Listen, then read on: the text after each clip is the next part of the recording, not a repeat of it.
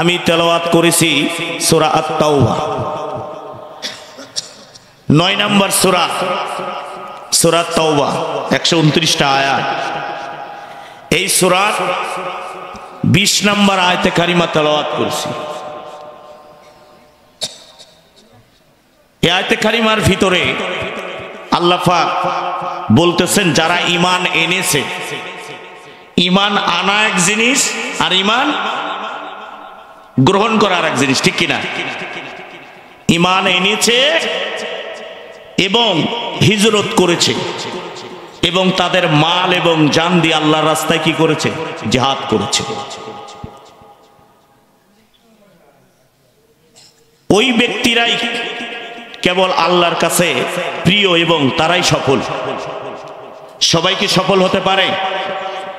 আপনাদের সাথিয়ার ভিতরে পাবনা জেলায় 2 জন ব্যক্তি শুধু সফল নয়, আল্লাহর কাছেও প্রিয় এবং দামি মানুষ। 1 নম্বরে সাথিয়া, 2 নম্বরে পাবনা সদর। নাকি চেনেন নাকি ওনার? হ্যাঁ, আব্দুস সুবহান, আল্লাহ পাক তাকে জান্নাতের উচ্চ মাকাম দান করুক, সকলে বলুন আমিন। এই সাথিয়াতে এসেছি এক নজর কবর জিয়ারত করার জন্য। আগে আসতাম ওয়াজে, তখন এসেছিলাম আরাক নিয়েতে, তারপরেও বলেছে এইসব জঙ্গি সন্ত্রাস এরা কোত্থেকে আসে। আসলে কি আলেমেরা জঙ্গি সন্ত্রাস? সন্ত্রাসী কারা করেছে গোটা পৃথিবীর মানুষ দেখেছে, বাংলাদেশ বাদই দিন। কত টাকা দুর্নীতি করেছে সেগুলা মানুষ দেখতেছে, ঠিক কিনা? আবার ওই দেশে দাদা বাড়িতে বসে বসে উস্কানি মারে। আর কি মন্ত্র পড়তেছে ওই দেশে, রাম মন্দিরই শোনাবো না আজকে, বুঝছেন? শুকরিয়া যে রব্বুল আলামিন আমাদেরকে এই মাহফিলে আসার জন্য সুযোগ করে দিয়েছেন। সবাই বলে আলহামদুলিল্লাহ। দরুদ এবং সালাম পেশ করছি বিশ্ব মানবতার মুক্তির দূত নবী মুহাম্মদ রাসূলুল্লাহ, সবাই বলি সাল্লাল্লাহু আলাইহি ওয়াসাল্লাম। আমার ভাইরা, কোরআনুল কারীম থেকে যখন কথা বলা হয় তখন আল্লাহর ফেরেশতারা পুরা প্যান্ডেল এই জান্নাতের বাগানে সব কিছু ঘেরাওয়া করে ফেলেন এবং তারা ভিডিও করেন, ছবি তোলেন এবং সেটা আল্লাহর কাছে পৌঁছায় দেন সিদরাতুল মুনতাহা, যেটা বর্ডার সীমান্ত, ফেরেশতাদের সীমানা, তারপরে আল্লাহর আরশ। এই মাসে একটি রাত নিয়ে অনেক মিথ্যাও আছে, সত্যতাও আছে, আছে না নাই? এই সামনে জুমাই মনে হয় না, লাইলাতুন নিসমি মিন শাবান, এই যে মধ্য রজনীর একটা রাত বলা হয়েছে। এই দিন আল্লাহ পাক প্রথম আসমানে আসেন, এটা ওখানে স্পেশাল ভাবে হাদিসে ওইভাবেই বলা হয়েছে, ইবনে মাজাতেও আছে। আল্লাহ পাক কিন্তু প্রতিদিনই আসেন, প্রতিদিনই। আমরা তো উঠি না, সবে কদর রাতে যাবে 1000 বছরের চাইতে বেশি ইবাদত ওই দিন করে জান্নাতে যেতে চাই, এটাই আমাদের লক্ষ্য, তাই না? ওই দিনে, আর এমনি দিনে দরকার নাই। এই যে এখানে কি মসজিদ আমার পিছনে, এই মসজিদ কিসের জন্য দামি বলুন তো? কয় আল্লাহর ঘরের জন্য। এখন তো আমার দেখতে মসজিদের ওয়াজি করা হয়। মসজিদ দামি হয় মুসল্লির কারণে, মুক্তাদিদের কারণে, ঠিক কিনা? এই মসজিদে আপনার না গেলে মসজিদের দাম আছে। এই মসজিদের আবার দায়িত্ব পাবে কারা জানেন? হ্যাঁ, ইন্নামা ইয়ামুরু মাসাজিদাল্লাহ, নিশ্চয় এই মসজিদ আবাদকারী হবে কারা? আল্লাহ 4টা গুণের কথা বলেছে, অথচ এই মসজিদের দায়িত্ব পায় হলো সুদখোর, ঘুষখোর, খারাপ যারা। মান আমানা বিল্লাহি ওয়াল ইয়াউমিল আখির ইকামুস সালাতা ওয়া আতাউজ যাকাত। কয়টা? 1 নম্বরে ঈমানদার। আমি আয়াত মাঝখানের আয়াত বাদ দিই, তারপরে আয়াত তেলাওয়াত করছি। 18 নম্বর তাওবার আয়াত। যারা ঈমানদার, ঈমান এনেছে, আখিরাতের প্রতি বিশ্বাস করে, 3 নম্বরে তারা সালাত আদায় করে, 4 নম্বরে তারা কি করে? যাকাত আদায় করে, সালাত প্রতিষ্ঠা করে। 5 নম্বরে এসেছে ইয়াখশাল্লাহ, তারা হলো আল্লাহকে ভয় করে। আমাদেরকে আল্লাহর ভয় আছে? আছে। কেমনে? এখন মধ্যে সুদ বন্ধ হয়েছে, ঘুষ বন্ধ হয়েছে, 93 লক্ষ কোটি টাকা বিদেশে পাচার করেছে জালিম হাসিনা। সবাই মিলে ব্যাংকগুলি খেয়ে একদম সাফা করে দিচ্ছে। এই দেশে যদি ইউনূস না আসতো, এই দেশ ভারত এবং হাসিনার জালিমগুলা এই দেশ দখল করতে, এটা জানেন আপনারা? কারণ এগুলা তথ্য আমি নিজে সাংবাদিকগুলো অনেক তথ্য বলতে পারি। কারণ এই ব্যক্তি অর্থনীতিবিদ নয় শুধু, গোটা পৃথিবীতে 10 জনের মধ্যে একজন। এই জন্য আদর করে ডেকে উনি বলতেছে আর চলে আসতেছে মানুষ। ইলন মাস্ক, যিনি হলেন মহাকাশ যানের মালিক, তিনি আমাদের দেশে আসতেছে তার আমন্ত্রণে। কেন? তিনি বলেছেন সবাই আমার কাছে আসবে, আমি কেন তাদের কাছে যাব? এটাই হলো হাসিনার ভয়। এতদিন বলতেছিল জামাত বিম্বি জঙ্গি সন্ত্রাসীরা করবে, এখন আবার আমাদের কথা কয় না, এখন খালি কয় ইউনূস সুদখোর বলে গালি দিচ্ছে। কেন গালি দেয়? শিক্ষা হয় নাই। শিক্ষা বুলডোজার দিক ঘুরিয়ে দেওয়ার পরেও এদের শিক্ষা হচ্ছে না, হবে। এরা তো প্রকৃতি ইমানদার। এদের সংবিধান তৈরি করে ওদের পরিবারের জন্য, ঠিক কিনা? এই সংবিধান ইসলামের সংবিধান নয়। যারা ইমানদার হয় তারাই কেবল এই জমিনে আল্লাহর জন্য তারা লড়াই করে, ঠিক কিনা? ইমান আনলে কি আপনারা জান্নাত পাবেন? কেন পাবেন না? আপনারা মসজিদে যাবেন, নামাজ পড়বেন, শেষ। হুজুর মসজিদ আপনাদের, বাহিরের সমাজ রাষ্ট্র আমাদের, এটাই তো। আর আপনারা তো এটাই মনে করেন না। আল্লাহ পাক কি বলছেন? আহসিবান নাসু আইয়ুতরাকু আইয়াকুলু আমান্না ওয়া হুম লা ইফতানুন। আল্লাহ রাব্বুল আলামিন সূরা আনকাবুতের শুরুতেই জানাই দিলাম, হে মানুষ, তুমি কি মনে করেছ ঈমান আনলেই তোমাকে ছেড়ে দেওয়া হবে? না না না, আমি আল্লাহ তোমাদের ভিতর থেকে পরীক্ষা করব। এই পরীক্ষায় মানুষের ভিতরে যারা প্রকৃত ঈমানদার, আল্লাযিনা আমানু, যারা ঈমান এনেছে, হাজারু ওয়া জাহাদু ফি সাবিলিল্লাহ। কারণ আল্লাহ বলেছেন ঈমানদার যারা হবে তাদেরকে আমি পরীক্ষা করব। শুধু তাই নয় আমার বন্ধুরা, আল্লাহ রাব্বুল আলামিন বলেন, আম হাসিবতুম আন তাদখুলুল জান্নাতা ওয়ালাম্মা ইয়া'লামিল্লাহু ওয়াল্লাযীনা জাহাদু মিনকুম ওয়া ইয়া'লামাস সাবিরিন। হে মানুষ, তুমি কি মনে করেছ এমনি এমনি জান্নাতে তুমি প্রবেশ করবে না? যারা আল্লাহর রাস্তায় জিহাদ করেছে, সংগ্রাম করেছে, যারা ধৈর্যশীল, ধৈর্য ধারণ করেছে, তারাই কেবল আল্লাহর জান্নাতের অধিবাসী হতে পারবে। এত সোজা না। আমরা মনে করছি ঈমান এনেছি, নামাজ কালাম পড়ব না। আল্লাহর রাসূলের 4 দফা কর্মসূচি ছিল, 3 দফা দাওয়াত। রাসূলের দাওয়াত ছিল কয় দফা? কথা বলেন। রাসূলের যে দাওয়াত 3 দফা দিতে গিয়ে এই দাওয়াতের ভিতরে সর্বপ্রথম ঈমান আনতে হয়েছে। প্রথম কি? ঈমান আনার পরে ই করো, তোমরা পড়ো, জ্ঞান অর্জন করো। 5টা বিষয় আছে দেখেন আমার বন্ধুরা, আমার ভাইরা। শিক্ষণীয় কিছু কথা আজকে আপনাদেরকে বলতে চাই।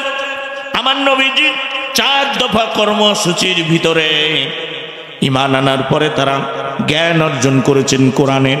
ইকরা, তুমি পড়ো এবং জ্ঞান অর্জন করো, তারপরে হাদিস অধ্যয়ন করো, এরপরে তুমি ইসলাম সম্পর্কে জানার জন্য, তুমি যে ঈমানদার তোমার ঈমানের পরিচয় দেওয়ার জন্য ইসলামী সাহিত্যগুলা তুমি চর্চা করো, আর ইসলাম সম্পর্কে ভালো করে জানো, যাতে তুমি এই ইসলামের বিরুদ্ধে না যেতে পারো। এরপরে তুমি কি করো? তুমি মসজিদে গিয়ে ইন্নামা ইয়ামুরু মাসাজিদাল্লাহ মান আমানা বিল্লাহি ওয়াল ইয়াউমিল আখির ইকামুস সালাত। এরপরে তুমি কি করবে?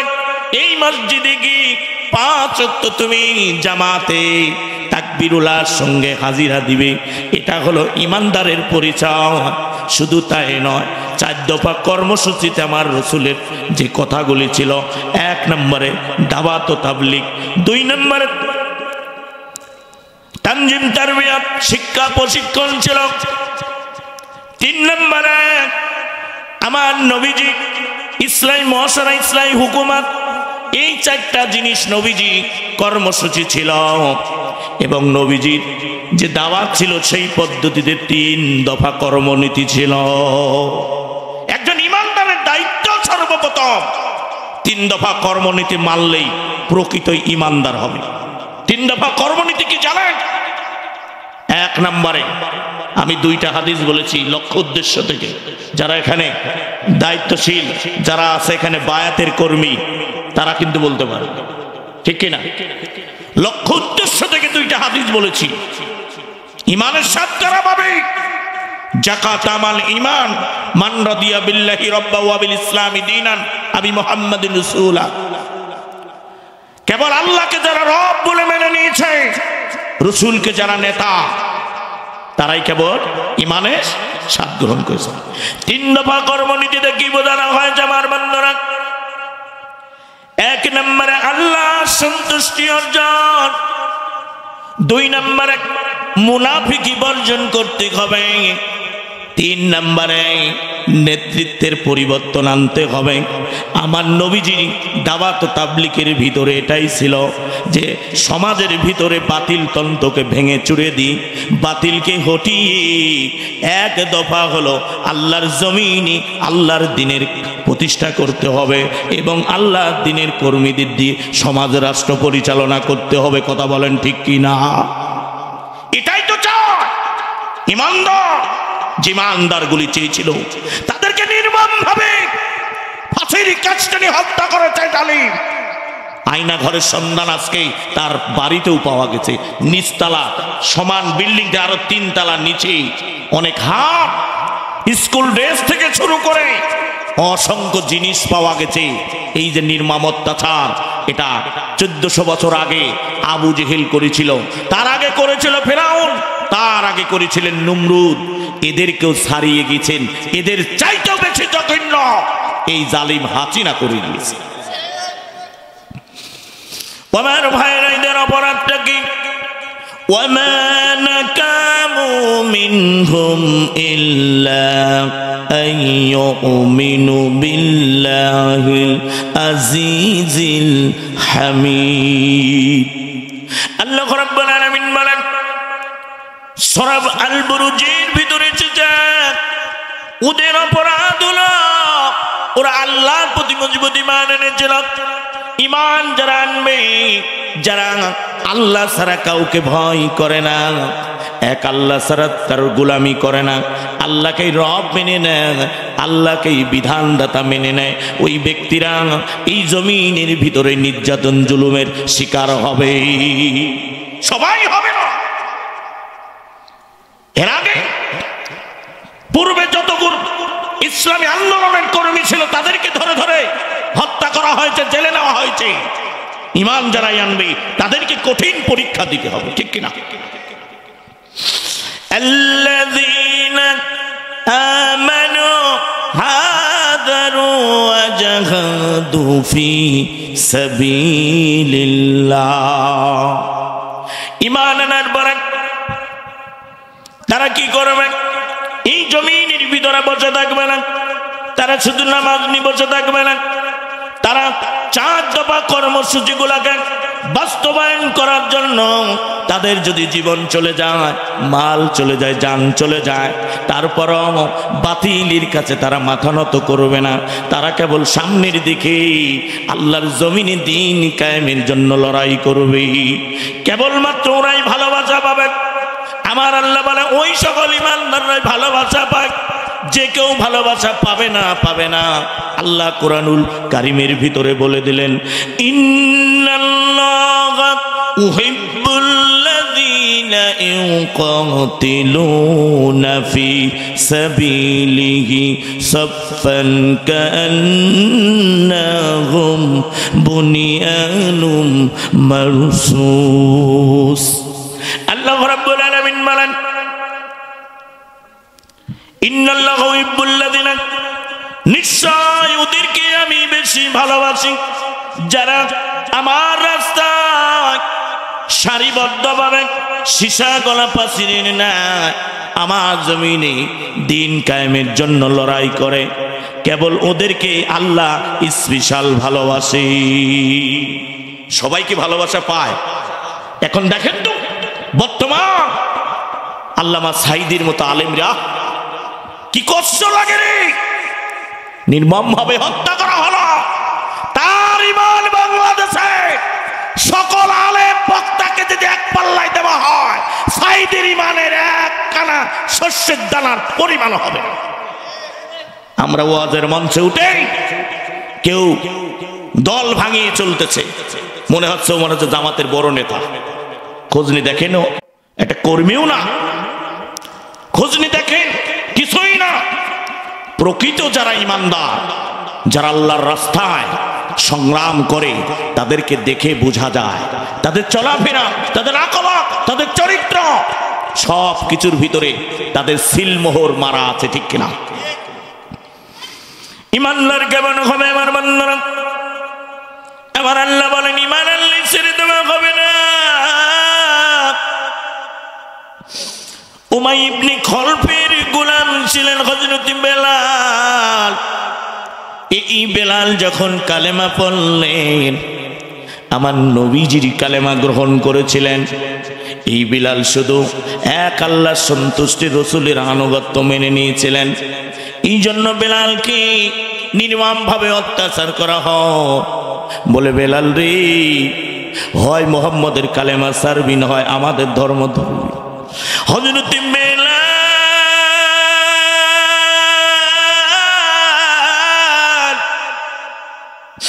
ডেকে বলে, ওয়াই ইবনে খলফ রে,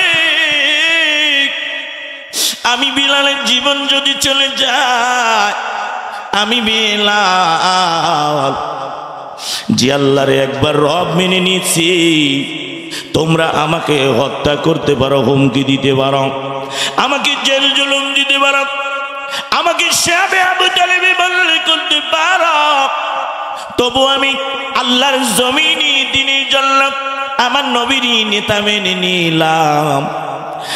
আতিউল্লাহ আতিউর রসুল উলিল আমরি মিনকুম, আল্লাহর পরে আমার রসুলকে আমি আনুগত্য করি। আমার রসুল যারা, আমি অন্য কিছু বুঝি না। যদি তোমরা আমাকে হত্যা করে ফেলো, তবু আমি ঈমান ছাড়ব না। হযরতে বেলালকে এমন ভাবে পায়ে রশি বাঁধা হলো, ইবনে কাসির বর্ণনা করে যায়, পায়ে রশি বেঁধে মরুভূমির ভিতর দিকে টানা হলো। হযরতে বেলাল পিঠের চামড়াগুলো ছিঁড়ে যায়, বেলালের পিঠগুলি একদম মাংসগুলি খুলি খুলি পড়ে যায়। বিলালকে এমন নির্যাতন করা হয় শুধুমাত্র ঈমান আনার কারণে। আল্লাযিনা আমানু, যারাই ঈমানদার হবে তাদেরই এমন পরীক্ষা দেওয়া লাগবে রে আমার বন্ধুরা। হযরতে বেলাল ঈমান ছাড়ে না। উত্তপ্ত রোদের ভিতরে হযরতে বেলাল বুকের উপরে পাথর চাপিয়ে দিলেন। বেলাল নিঃশ্বাস নিতে পারে না। বলে, বেলাল তুমি এখনো কি ঈমান ছাড়বে না? মুহাম্মাদের কালেমা ছাড়বে না? বেলাল ডেকে ডেকে বলে, না না, আহাদ আহাদ বলে আমার আল্লাহকে বেলাল ডাকে দেয়। বেলালের এমন অবস্থা যখন হয়েছিল, কি ঈমান তার ভিতরে ছিল রে! শুধু বেলাল নয়, আব্দুল্লাহ ইবনে হুযাফা, যিনি ঈমানদার হওয়ার কারণে এই আব্দুল্লাহ ইবনে হুযাফাকে যখন রোম সম্রাটের কাছে পাঠালেন, হযরতে ওমর যখন রোম সম্রাটের কাছে গিয়েছিলেন, অসংখ্য সাহাবীও তার সঙ্গে ছিলেন। আব্দুল্লাহ ইবনে হুযাফা চোখের সামনে রোম সম্রাট বলল, তোমরা সবাই তোমার মুহাম্মদের কালেমা ছাড়বে আর আমাকে আল্লাহ বলে মেনে নিবে, খোদা বলে মেনে নিবে। তারা মানলেন না, তাকে অত্যাচার করা হলো, শুলের উপরে চড়ানো হলো, নির্মমভাবে চাবুক মেরে মেরে তাদেরকে রক্তাক্ত করা হয়েছিল। একটাই কারণ, আমার নবীজির উপরে তারা ঈমান এনেছিল। তারপরে যখন আব্দুল্লাহ ইবনে হুযাফা ঈমান ছাড়লেন,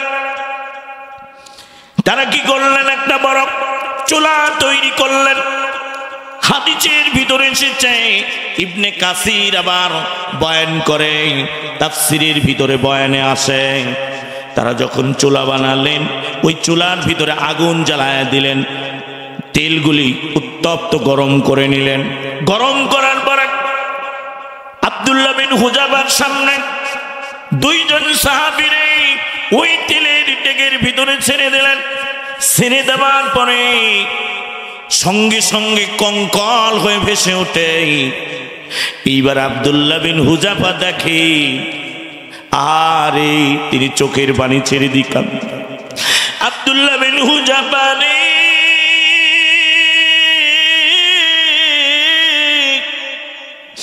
যখন তেলের ডেকের সামনে নিয়ে যাওয়া হয় রে হয়, আব্দুল্লাহ বিন হুযাফা এত বড় ঈমানদার ছিল রে। আব্দুল্লাহ বিন হুযাফা তখন চিৎকার করে কান্দে। রোম সম্রাটের সেনাবাহিনী ডেকে কয়, তুমি কেন কান্দো? বলে তোমারে বলো। এমন সময় রাজার কাছে বললেন, আব্দুল্লাহ বিন হুযাফা কান্দে, বলে নিশ্চয় ভয় করেছে, আমার কাছে নিয়ে এসো। যখন হুযাফাকে নিয়ে যাওয়া হলো, ডেকে বলে, হুযাফা তুমি কেন কান্দো? তুমি বুঝি ভয় পেয়েছ? আমার বন্ধুরা, আমার ভাইয়েরা, আব্দুল্লাহ বিন হুযাফা ডেকে বলে, না না, আমি তেলের বিজয় আসবে, কারণ আমার রক্ত ঝরার সঙ্গে সঙ্গে এই জমিনে তোমরা বিজয় পাবে। কি ঈমানদার ছিল রে বন্ধুরা! মুফাসসির কুরআন আল্লামা দিলওয়ার হোসেন সাঈদী জালিমকে ডেকে ডেকে কারাগারে বলেছিল, তোমরা যদি আমাকে হত্যা করে ফেলো, তোমরা একটি বছরও টিকতে পারবে না, কারণ আমি সাঈদী এমন অপরাধ করি না যে অপরাধের কারণে তোমরা আমাকে বিনা দোষী 13টি বছর জেলখানায় বন্দী করে রেখেছ। ইদিয়াম কুরুবিকাল্লাযিনা কাফারু লিইউসবিতুকা, তোমরা আমাকে যে ষড়যন্ত্র করে বন্দী করেছ, আওয়াতুলুকা আও ইখরিজুক, তোমরা যে ষড়যন্ত্র করে আমার জেলখানায় বন্দী করেছ, আমি বলে গেলাম একটা বছর টিকতে পারবে না। আলেম বললেন, মুখের কথা রে বলল। তিনি মৃত্যুর বরণ 15 আগস্টের শাহাদাত বরণ করলেন। কেমন ঈমানদার বন্ধু! তিনি ইন্তেকাল করার পরে বললেন, একটা বছরও তোমরা টিকতে পারবে না। 5 আগস্টে আল্লাহ বাংলার জমিনে ছোট একটা ইস্যু দিয়ে এই জমিনের ভিতরে জালিমকে উৎখাত করে দিলেন। একটা মাত্র কোটা ইস্যু দিয়ে দিলেন। কি ঈমানদার বলল! এই সকল শহীদের, 11 জন শহীদের ঋণ বাংলার জমিনের কোন আলেম, কোন সাধারণ মানুষ শোধ করতে পারবে না। এই শহীদের কারণে এই বাংলার জমিনে এমন একটি সমাজ আজকে তোমরা পাবে। মানুষ যে কথা বলে, না না এখনো বিজয় আসে নাই, বিজয় আসে নাই। আমাদের ঈমানকে আরো মজবুত করতে হবে। ভারত যত ষড়যন্ত্র করুক না কেন রে বন্ধু, কারণ ওরা জানে বাংলার মুসলমানের কাছে কোনো পারমাণবিক বোমা লাগবে না। এই বাংলার মুসলমানের কাছে তুমি যত বোমা মারবে, যত র পাঠাবে, যত গুলি করবে, যত ষড়যন্ত্র করবে, বাংলার 18 কোটি মুসলমানের কাছে তাদের ঈমানি শক্তির পাওয়ার আছে। এই ঈমান দিক প্রয়োজন হলে আবার ময়দানে ঝাঁপিয়ে পড়া হবে। আমাদের ইমানকে মজবুত করে আবার ঝাঁপিয়ে পড়ব, আবার টুপি জুব্বা খুলে ফেলব, প্রয়োজন হলে মাজায় গামছা বেঁধে আবার ময়দানে নামবো। তবু বাংলার জমিনে আর কোনো জালিমকে আমরা আর আসতে দিব না, কখনো হতে পারে না। যত ষড়যন্ত্র করবে, ষড়যন্ত্রের জবাব বুল্ডোজার নয়, চিরনি অভিযান চলতেছে। এই অভিযানে বুঝবে আলেমদের কিভাবে জেলখানায় তোমরা কষ্ট দিয়েছিলে, আলেমদেরকে কষ্ট দিয়েছ। পাঁচতলায় আল্লামা সাইদির মতো আলেম মাজুর মানুষ, তাকে তুলেছ। কাশেমপুর থেকে তোমরা কেন্দ্রীয় কারাগারে ট্রান্সফার করেছে গরমের ভিতরে, ওখান থেকে ট্রান্সফার করে রাজশাহীতে নিয়ে এসেছিলে। তার অভিশাপ তোমাদের উপরে পড়েছে। এটা মনে করো না যে আমরা নামাজ পড়ি, আমরা তো ঈদগায় যাই, আমরা মসজিদে যাই, আমরা দান করি। তোমার ওই দান দান নয়, ফাওয়াইলুল লিল মুসাল্লিন। তোমরা হলো লোভ দেখানো, আর এই লোভ দেখানো কিছু বর্তমান তৈরি হয়েছে। হারুনের বাচ্চা হারুন পাপিয়া, স্বামী স্ত্রী দুইজন আজাহারির বিরুদ্ধে লেগেছ। তোমরা জালিম, তোমরা জালিম, তোমরা বড় জালিম। বলা আজাহারি নাকি লোভ দেখানো, চাঁদাবাজি। গাই মিয়া, চাঁদাবাজি তোরা করতেছিস প্রতিটা জায়গায়। চাঁদাবাজি কে করে হিসাব করে কথা বলা, আলেমদের বিরুদ্ধে বলো না। বলার কালে এক জালিমি গেছে, প্রয়োজন হলে ফিরাউনের নমরুদের যেমন বিরুদ্ধে লেগেছিল, ফিরাউনের বিরুদ্ধে আবারও আমরা লাগবো। আমার কথায় কষ্ট পান, কথা বলতে হবে। তারা বলবে, আমরা চুপ করে শুনবো, প্রতিবাদ করবো না, জবাব দিব না। জবাব যদি না দেই তাহলে বাতিল আপনার ঘাড়ে বসবে, যেমন অতীতের জালিম বসেছিল।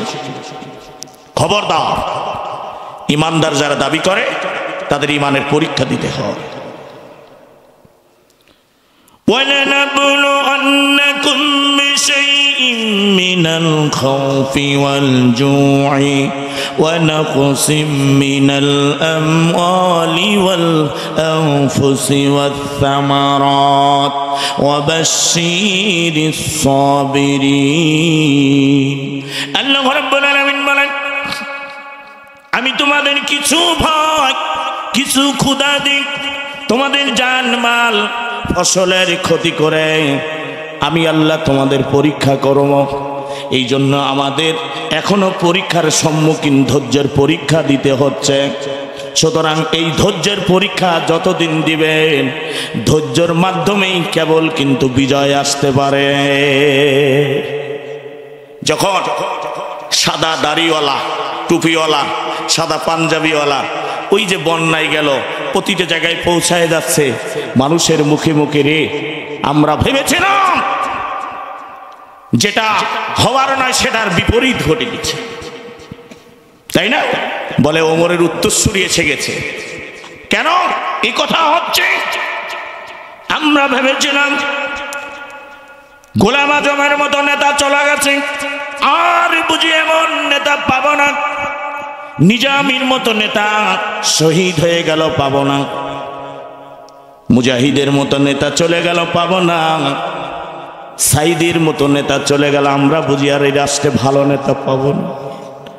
না না না, ইসলামী আন্দোলন যারা করে, আকিমুদ্দিন ইন্নাদ্দিন ইনদাল্লাহিল ইসলাম, যারা ইসলামকে বিজয় করার জন্য ময়দানে কাজ করে। যেমন রসুল চলে গেলেন, রসুলের পরে আবু বকর যোগ্যতা হয়ে তৈরি হয়েছিলেন। হযরত আবু বকর চলে গেলেন, খলিফার আসনে হযরত ওমর বসে গেলেন। ওমর একজন যোগ্য উত্তরসূরি তৈরি ছিল, কারণ তারা হলো 4 দফা কর্মসূচি, 3 দফা দাওয়াত তারা গ্রহণ করেছিল, তাদের রিপোর্ট ভালো ছিল। হযরত উসমান আলীর রিপোর্ট ভালো ছিল। এরপরে এই সকল নেতাও চলে যাওয়ার পরে এখন আবার নতুন যিনি চলে এসেছে, সেই উত্তরসূরি যোগ্য হিসাবে তৈরি হয়ে আছে। কথা বলেন ঠিক কিনা? আরে যুবক যুবক তৈরি আছে। মনে করো না যে এটাকে মানলে আর মনে হয় নেতা নাই। আরে আমরা কোরআন হাদিস পড়ে আল্লাহর কাছে বায়াত হই, তোমাদের মতো জালিম হয় না। 5 ওয়াক্ত হাজিরা দাও, ফজরের আগে উঠতে হয়, ওটে হাজেরা দিয়ে আবার কেউ ওখানে দাস আছে যান। আপনি মনে করেন এখানে আসার আগে সারাদিন সাংগঠনিক কাজ করে এটা এসেছে। কারণ ওলামা পরিষদের সেক্রেটারি, মসজিদ মিশনের সেক্রেটারি দিছে, আবার ওয়ার্ড পেশাজীবী ওয়ার্ডের সেক্রেটারি দিচ্ছে। কয়টা সামলাবেন? এত সোজা জোর করে নেবেন না। আরে ওই দায়িত্ব এক সদস্য হওয়ার জন্য লাখ লাখ টাকা খরচ করে, আর এমনি দিয়ে দেয়, জোর করে নিবেন না কেন? এটাই হলো ইসলামের একটি অংশ। যারা ইসলামের জন্য সময় ব্যয় করে কাজ করে তারাই প্রকৃত ইমানদার দাবি করতে পারে। এতক্ষণ যে শুনলেন আল্লাহ জিনা আমানু, যারা ইমানে এনেছে, আমরা ধার করা ইমানদার, আমরা প্রকৃত ইমানদার নয়। আমার বাপ দাদা পূর্বপুরুষ এই দলের উপরে মানে ইসলামের উপরে ছিল, হয়ে আসতে জন্মগতভাবে আমরা ইমানদার।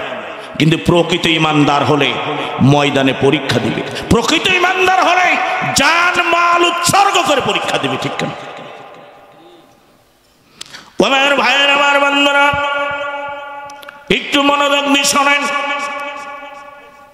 ইমানদার কেমন খবর আমার বন্ধুরা? আল্লাহর নবীজির একজন সাহাবী, এটা বুখারীতে বয়ান হয়েছে, বুখারীর ভিতরে এসেছে এত সুন্দর একটি ঘটনা। ইবনে কাসিরও বর্ণনা করেছেন, যার নাম ছিল উজ্জা। চাচার বাড়িতে লালিত পালিত হয়েছিলেন। চাচার কাছে উট চড়া দেখি, ভেড়া চড়া দেখি বললেন, ও চাচা, তুমি কি মোহাম্মদ সম্পর্কে জানো? বলে, হ্যাঁ, মোহাম্মদ ভালো মানুষ, মোহাম্মদ সুন্দর কথা বলে। তখন তিনি বললেন, চাচা, তুমি যে মোহাম্মদ সম্পর্কে ভালো বললে, ওই মোহাম্মদ সম্পর্কে আমি যেটা জেনেছি, জানার পরে আমার কেন জানি মোহাম্মদের প্রতি আমি আকৃষ্ট হয়ে গিয়েছি। চাচা ডিকে বলে, ভাতিজা, তুমি মোহাম্মদকে যতই ভালো মনে করো, এই মোহাম্মদের কালেমা গ্রহণ করো না, বাপ দাদার ধর্ম তুমি ত্যাগ করে দিও না। যদি ত্যাগ করে দাও পরিণতি ভালো হবে না।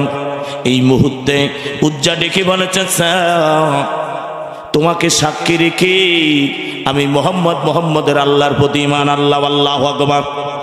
এই কথা কেমন উজ্জা বলেছে রে মুসলমান?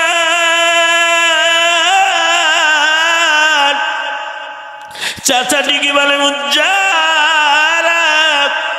এটা তুমি কি করলে? বাপ দাদার ধর্ম ত্যাগ করে দিলে, তুমি বড় ভুল করলি। যাও যাও, তোমাকে যে আমি সম্পদগুলি দিয়েছি সব আমারে ফিরায় দাও। উজ্জা সব কিছু ফিরায় দিলেন। উট ভাড়া বকরি গুলে যা দিয়েছিলেন সবগুলি দিয়ে দিলেন। যখন উজ্জা বিদায় নিয়ে চলে আসতেছে, এমন সময় ডেকে বলে, ভাতিজা, তুমি দাঁড়াও, তুমি যে পোশাকগুলি পরে আছে এটা আমার টাকায় কেনা পোশাকগুলি তুমি খুলে দাও। ও আমার বন্ধুরা, ইমানদার কানে বলেন, সব পোশাকগুলি খুলে দিলেন। খুলে দেওয়ার পরে তিনি উলঙ্গ হয়ে গেলেন। কিতাবে লিখি যায়, লজ্জা স্থানে হাত দিয়ে বাড়িতে চলে যাওয়া। বাড়িতে যখন উজ্জা চলে যাও, ঘরের দরজা টোকা দিলেন জনম দুঃখিনী মা। ঘরের দরজা খুলে দেওয়ার উজ্জারে চিনতে পারে না। ডিকি বলে, তুমি কে রে কে? ডিকি বলে, মা গো মা, আমি তোমার উজ্জা এসেছি। বলে, তোমার অবস্থা এমন কেন হলো? বলে, মা গো, আমি মোহাম্মদ আর মোহাম্মদের আল্লাহর প্রতি ঈমান আনার কারণে আমার সাথে আমার সব কিছু নিয়ে নিয়েছি। আমার পণ্যের পোশাকগুলি খুলে নিয়েছি। আমি আর এই জায়গায় থাকতে চাই না। আমি রসুলের দরবারে মদিনায় চলে যেতে চাই। এমন সময় কাপড় চাইল, একটা কম্বল ছিল, কোনো মতে সদর ঢাকে না, 2 টুকরা করে মা দিয়ে তিনি হাঁটতে হাঁটতে নবীজির দরবারে চলে গেলেন। নবীজি নামাজ পড়ে বের হলেন। আমার নবীর চেহারা নূর মুবারক এত সুন্দর ছিলেন। ইন্নাকা লাখুলুকিল আযীম, আমার নবীজির চরিত্র এত সুন্দর রে পবিত্র ছিল। ওমা আরসালনাকা ইল্লা রাহমাতাল লিল আলামিন, যে নবীকে রহমত স্বরূপ এই পৃথিবীর জমিনে প্রেরণ করা হয়েছে, সেই নবীর চিনার পরে তিনি সব বর্ণনা দিতেছে। আল্লাহর নবী ডেকে বলেন, তোমার অবস্থা কেন এমন খারাপ? উজ্জা ডেকে বলে, ইয়া রাসূলুল্লাহ,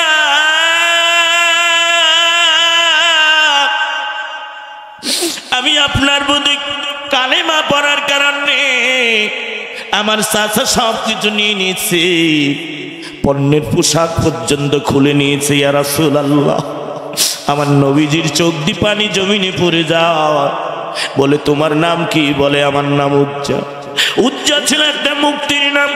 বলে আজ থেকে তোমার নাম উজ্জা নয়, আমি নবীজি তোমার নাম আব্দুল্লাহ রেখে দিলাম। এইবার আব্দুল্লাহ সর্বপ্রথম নবীজি কালেমা পড়ার পরে নিয়ে আসাবে সুফার ভিতরে ঢুকাই দিলেন। আপনারা বলেন কেন আপনি শিক্ষা অর্জন করতে হবে? ঈমান আনার পরে সর্বপ্রথম ইকরা বিসমি রাব্বিকাল্লাযী খলাক খলাকাল ইনসানা মিন আলাক। কারণ তুমি পড়ো এবং কোরআনের জ্ঞান অর্জন করাও, এই জন্য রিপোর্টের সর্বপ্রথম আছে দেখবেন কোরআন অধ্যয়ন আছে না নাই। প্রত্যেকটি পয়েন্ট আমি বলবো। ঈমান আনার পরে এবার জ্ঞান অর্জন করো, কোরআন অধ্যয়ন করো। এইবার আব্দুল্লাহ আসাবে সুফার ভিতরে কোরআন শিখলেন। রাতের বেলা সাহাবীরা ঘুমায়, আব্দুল্লাহ কোরআনের পরশে এত মহব্বত, কারণ কোরআন পড়লে কিন্তু দিল পরিষ্কার হয়, কোরআন অধ্যয়ন করলে কিন্তু ঈমান বৃদ্ধি পায়। আর ইন্নামাল মুমিনুন আল্লাযীনা ইযা যুকিরাল্লাহু ওয়াজিলাত কুলুবুহুম, নিশ্চয় মুমিনদের সামনে যখন কোরআন তেলাওয়াত করা হয় তাদের মনটা নরম হয়ে যায়। এবার আব্দুল্লাহ জোরে জোরে কোরআন তেলাওয়াত করে, সাহাবীদের ঘুমের সমস্যা হয়। আল্লাহর নবীর কাছে বিচার দিলেন, ইয়া রাসূলুল্লাহ, ইয়া হাবিবাল্লাহ, আব্দুল্লাহ জোরে জোরে কোরআন তেলাওয়াত করে, আমাদের ঘুমের সমস্যা হয়। আমার নবীজি বলে, সাহাবীরা তোমরা জানো না আমার আব্দুল্লাহর ঈমান সম্পর্কে তোমাদের জানা নাই। আব্দুল্লাহর ঈমান বড় মজবুত। আমার আব্দুল্লাহ ঈমান আনার কারণে সাহাবীক ঘর ছেড়েছে, বাড়ি ছেড়েছে, পণ্যের পোশাক ছেড়েছে, সব কিছু ছেড়ে দিয়েছে। আমার আব্দুল্লাহরে তোমরা মনের খায়েশি কোরআন তেলাওয়াত করতে দাও, আব্দুল্লাহরে তোমরা বাধা দিও না। এটাকে বলে ঈমানদার। আব্দুল্লাহর মতো যারা ঈমান এনেছিল তাদেরকে নির্মমভাবে হত্যা করা হয়েছে।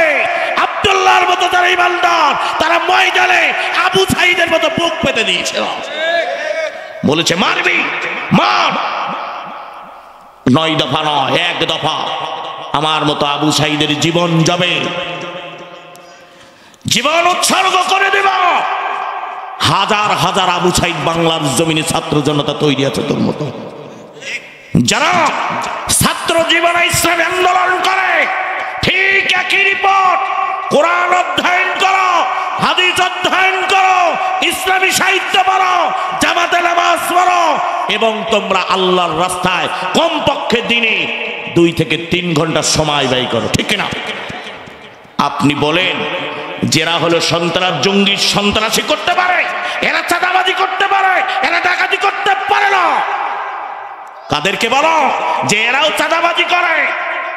না, এরা চাঁদাবাজি করে না, এরা পকেটের টাকা দিয়ে যা মানুষের ঘরে খাবার পৌঁছায় দেয় ওমরের মতো। আল্লাহু আকবার! এটাই সেই আদর্শ। কাদেরকে গালি দাও? বলে মিজানুর রহমান আজহারি চাপাইতে যাবে। হারুনের বাচ্চা বলো তুমি যে চাঁদাবাজি করে, এটা চাঁদাবাজি নয়। দেখাও হাজার হাজার টাকা খরচ করে তারা ওয়াজ শুনতে যাচ্ছে, টাকা দিয়ে নিয়ে যাওয়া হয় না ওখানে। লক্ষ লক্ষ মানুষকে বলা হয় না এখানে তোমাদের খিচুড়ি দেওয়া হবে, এখানে তোমাদের 500 টাকা দেওয়া হবে, এই কথা বলা হয়? আপনাদেরকে বলা হয়েছে নাকি আপনাদের এখান থেকে টাকা নেওয়া হচ্ছে? কিসের জন্য? মসজিদের উন্নয়ন কল্পের জন্য। কথা বলেন ঠিক কিনা?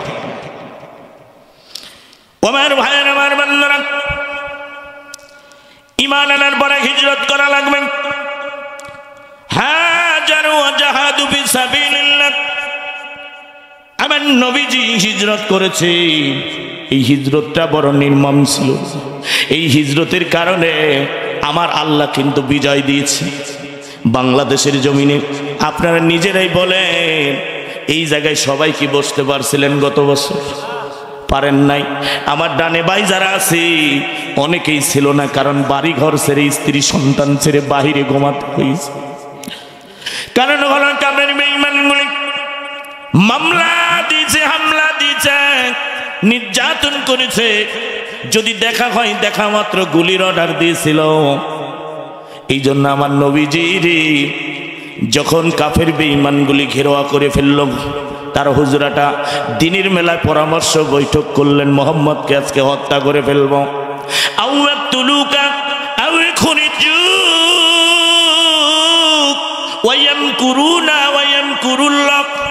ওই কাফেরেরা ষড়যন্ত্র করে আমার নবীর বিরুদ্ধে। আমার আল্লাহ এবার কৌশল শুরু করে দিলেন। আল্লাহু খায়রুল মাকিরিন, আল্লাহর উত্তম কৌশল। সঙ্গে সঙ্গে আমার আল্লাহ জিবরাইলকে ডাক দিয়ে দিলেন। কারণ হলো হিজরতের আগের মাসে আমার আল্লাহর সেয়াজিমি নবীকে নিয়ে গেলেন, 14টা কর্মসূচি দিলেন নবীরে। এই 14টা কর্মসূচি রাষ্ট্র জীবনে পরিচালনা করা লাগবে।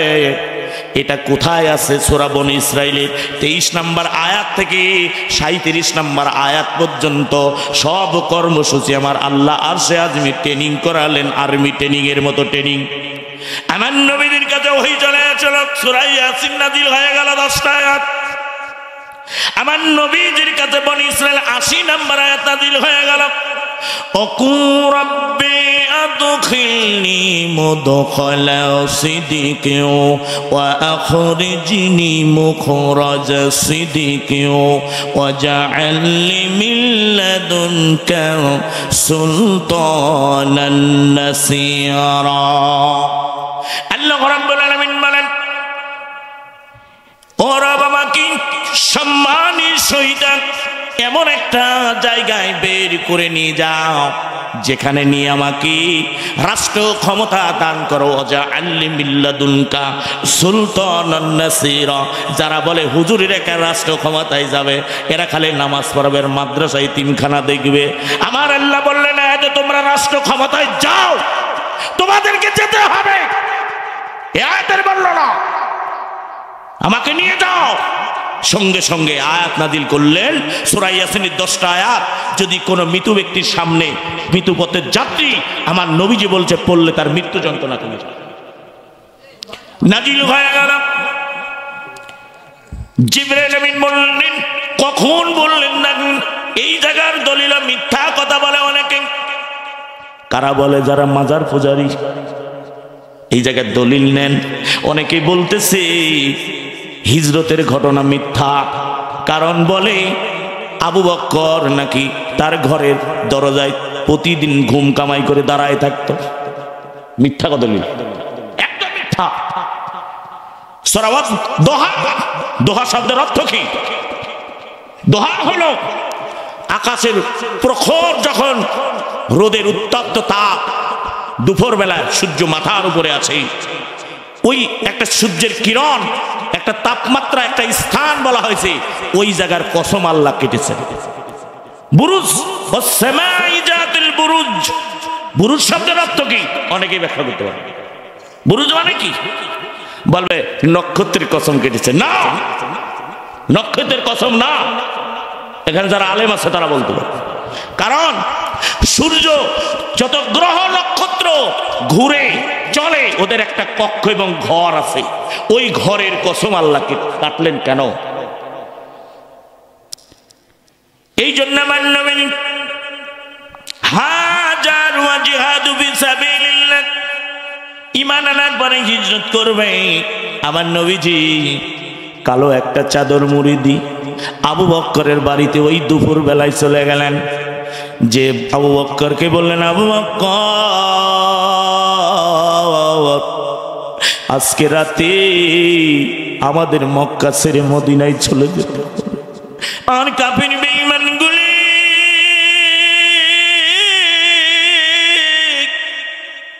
আমি নবীর মক্কায় থাকতে দিল না রে আবু বকর। বড় আশা ছিল এই কাবার খেদমত করব, আমার জন্মভূমির মানুষদেরকে আমি হিদায়াতের পথে ডাকবো। আহসানু কওলাম মিম্মান দাআ ইলাল্লাহি ওয়া আমিলা সালিহান ওয়া ক্বালা ইন্নানি মিনাল মুসলিমিন।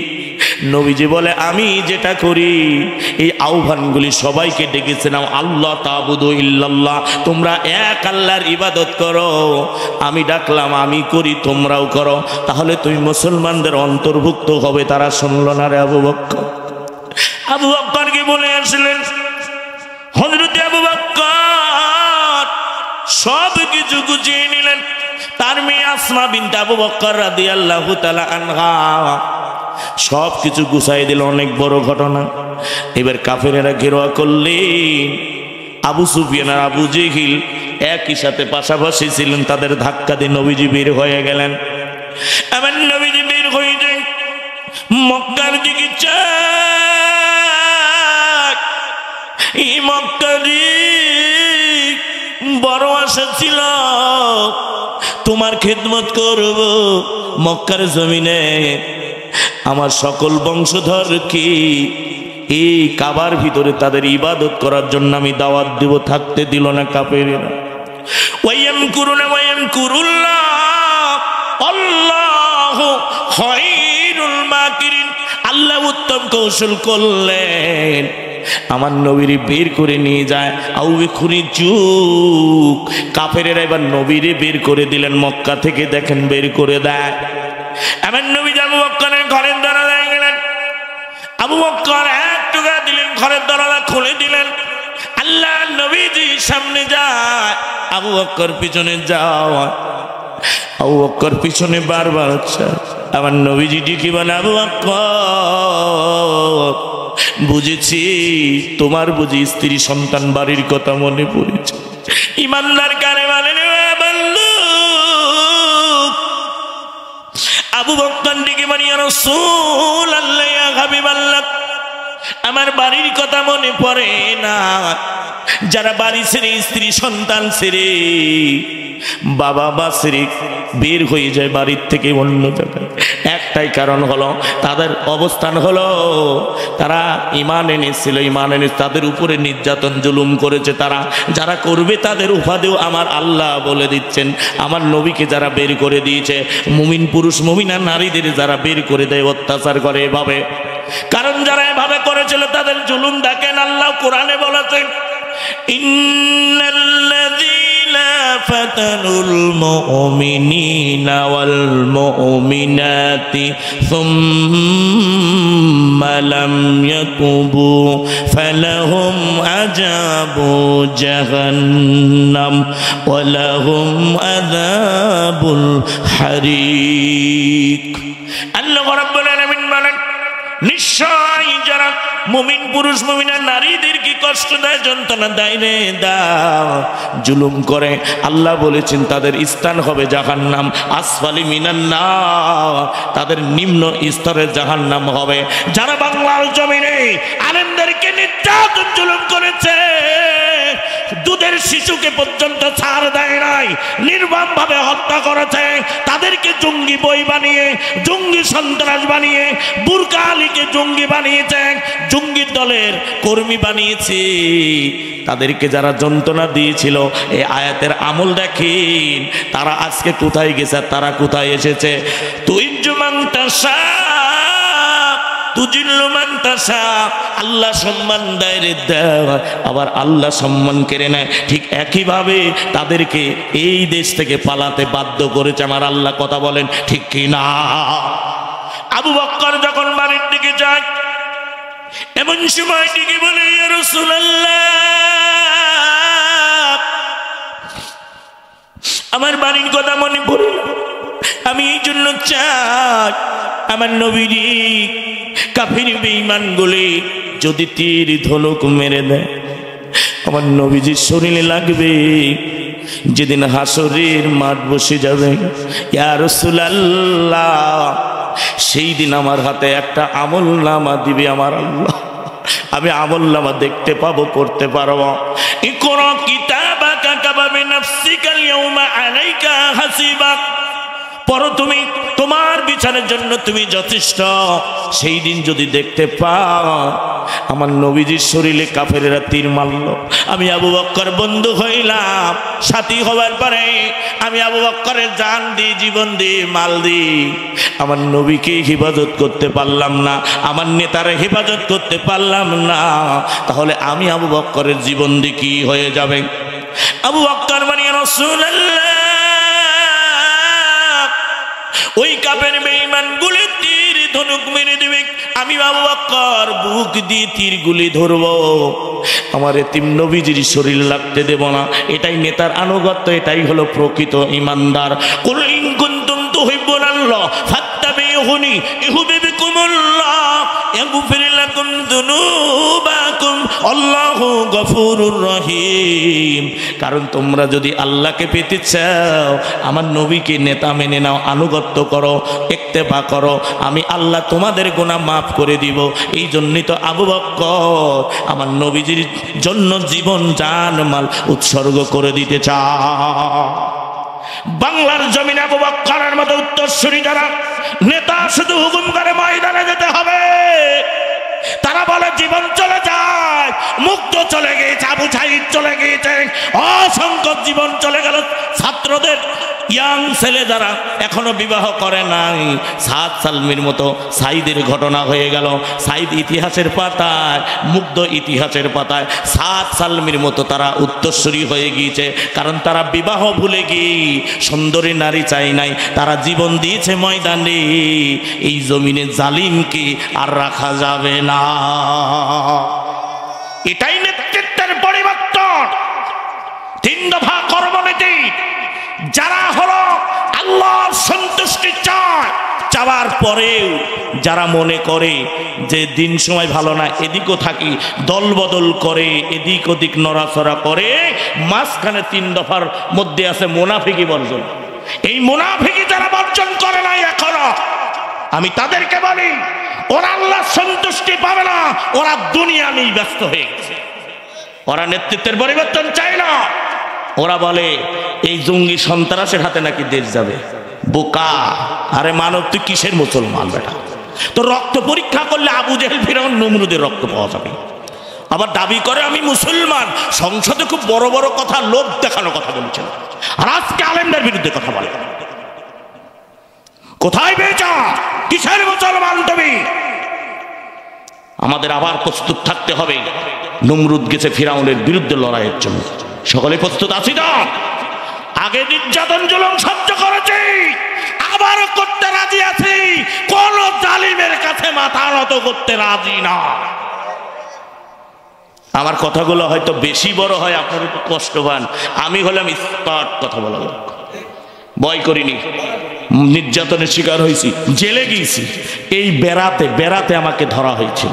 সেই মাহফিল আমি 3 বছর পরে করলাম। বসে হুজুর এখন আর টেনশন নেই, কমিটি সহ তারা মামলা হয়েছে, এবার মাহফিল করে আসলাম। এইটুকু, এই যে আপনাদের এদের টুকু কিসের? ও তো ম্যাড উকিল ছিল, পাবনা কোর্টে যখন কি করতো তো উকিল নামের পরিচয় ছিল। কারণ আমি ভালো জানি, কারণ আমার এই জন্ম মাটি নারী পুতা আছে পাবনা জেলা।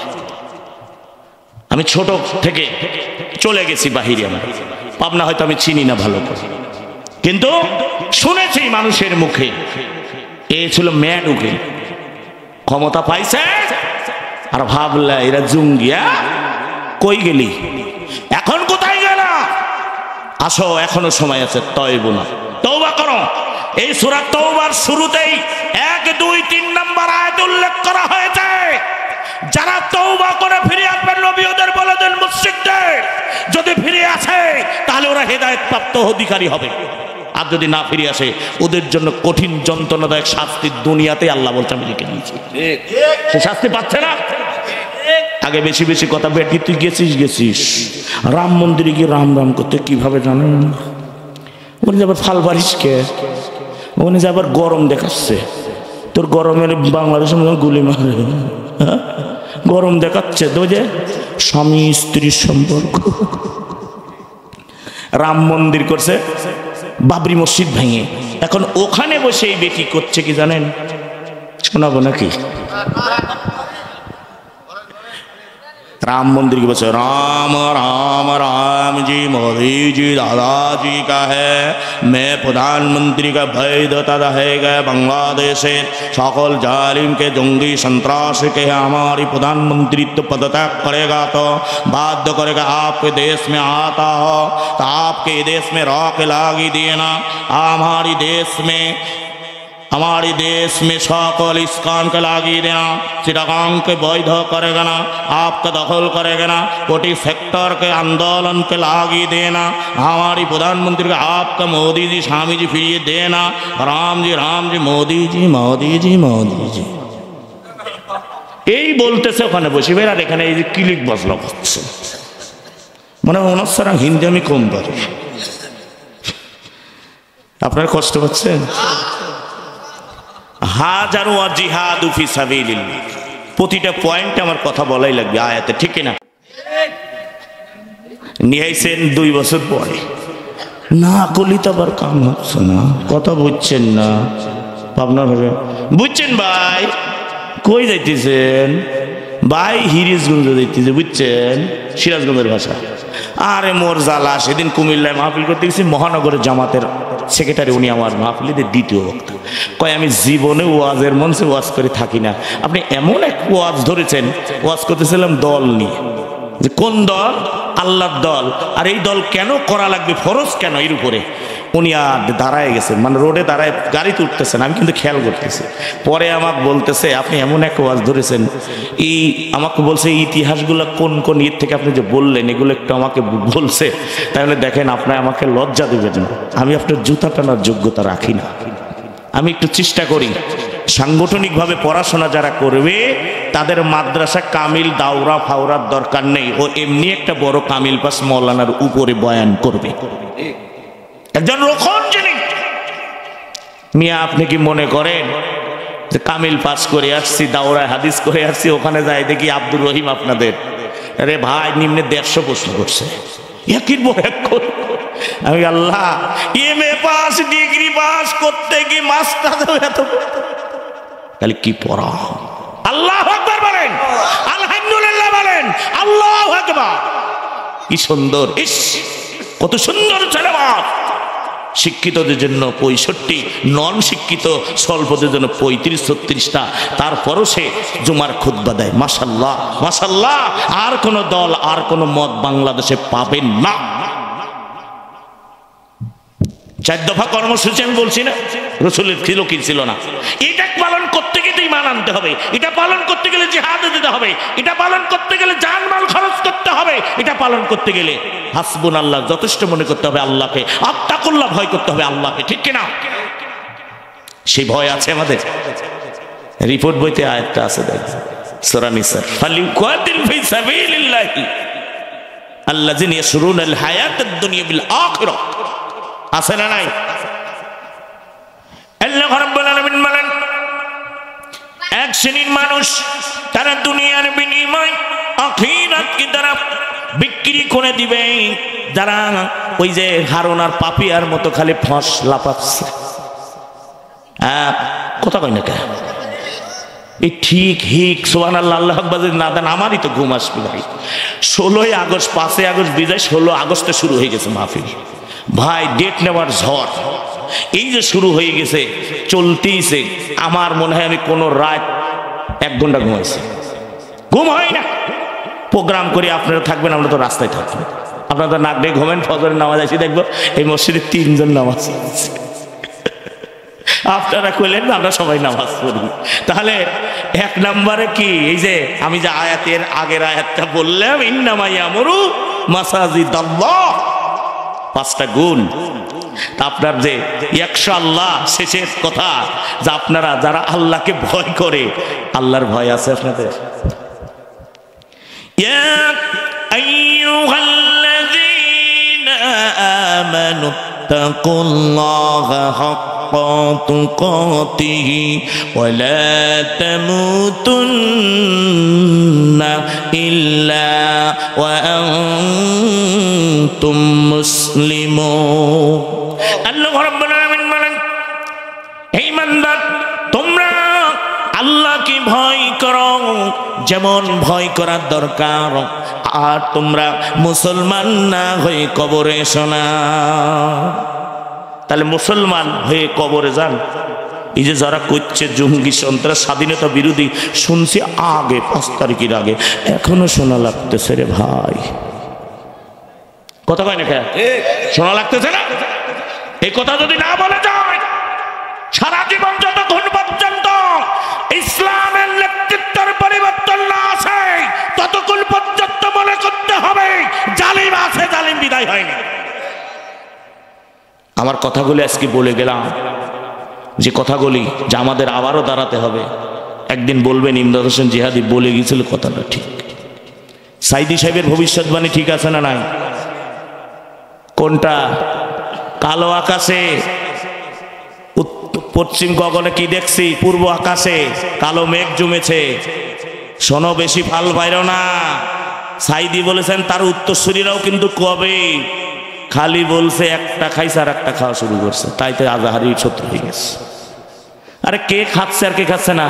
বিএনপির লোক খাচ্ছে এটা বলছে, জামাতের লোক খাচ্ছে এটা বলছে, জাতীয় পার্টি খাচ্ছে, নুরুদ্দল খাচ্ছে এটা কইছে। খায় কারা? ওই যে স্কিন টাইট খায় আব্বা, খায় হলে বাবা, খায় হলে গেজা, ফেন্সিডিল নাকি ডাল, তাদের তো হতে পারে, এরা তো সন্ত্রাসী করতে পারে, ঠিক না?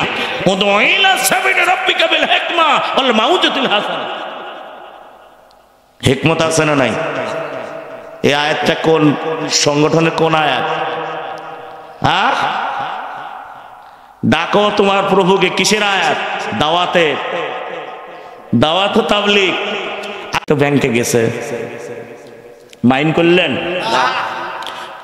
ওই যে কি কি মাদানি কয় বলে গেলাম, রফিক মাদানি, এই তো সেদিনকে আসেন একটা কামিল মাদ্রাসা বগুড়া, আমাকে রাখছে প্রধান বক্তা, উনি প্রধান মেহমান।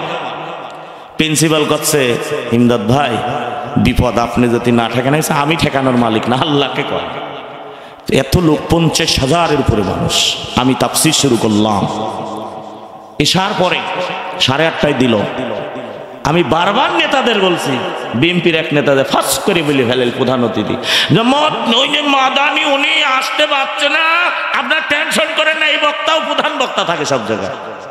একদম মাঠে মারি দিচ্ছেন ওই কথা কয়ে। প্রিন্সিপাল বলল যে উনি অসুস্থ আছে, আমরা কথা বলতেছি। আসলে ওর কথা হচ্ছিল যে আমি যদি একটু সুস্থ হয়ে আসবো আপনার দোকানে 10 মিনিট হলেও। এ যাই আবার কয়ে দিল কি ডাইরেক্ট আসবেই না। জনগণ এবার হাই ভাই কি যে অবস্থা, কইল না, টেকা 60,000 তো আগেই নিছে। বেটা তুই ঢাকায় গেলি গাড়ির চড়ে বসে ইটুক যেতে পারল, আর ওই মঞ্চে একটা চেয়ারে 5 মিনিট বলে সালাম দিতে পারলো না, তাদের একটা কালেকশন হতো। সবাই বললো সে অসুস্থ হলো, আইসে একটু সালাম দিছে। এটিকে আলেমের চরিত্র? ভাইরালের পিছনে খুঁজতে খুঁজতে একটা ভাইরাল না, ভাইরাসের পিছনে আমরা দৌড়ানো শুরু করছি। আমরা যে ওয়াজ করে যাই এটা অহংকার নয়, দাম দেবে না, ভাইরাল না তো বক্তা। গোলাম রব্বানি আমাদের কাছেই তো তিনি পড়াশোনা করতেছে সংগঠনে, স্বল্প শিক্ষিত তো দিয়েও বিপদে তার, স্বল্প শিক্ষিত, কারণ তিনি হাফেজ না, মৌলানাও না, কিছুই না, কি বিপদ। কথাটা বলেই ফেললাম, একজন আলেমের বিরুদ্ধে নয়। আয়াত আছে না নাই? কোন জায়গায় সমালোচনা করা যায়? 5 জায়গায়। 1 নাম্বার, জালিম শাসক। জাহান্নামীদেরকে জিজ্ঞেস করা হলো তোমরা কেন 3 নম্বরে জাহান্নামী? তারা বলল আমরা সমালোচনাকার, কারণ ওই সকল মানুষ যারা ভালো ছিল তাদের সমালোচনা করেছে। কিন্তু পড়াশোনা করলে সে তো একজন বড় আলেম হয়ে যাবে যখনই বায়াত নেবেন। আমি আপনাদের বলেছি আল্লাহ কয়টা জিনিস চাইছে আমাদের কাছে বলেন? এই তো, এই ডানের লোক কবে এটা আমি বুঝতে পারছি, যে ডানে বাইর লোকই কবে, সামনের লোক বলবে না। আমার বন্ধুরা, আমার ভাইয়ারা,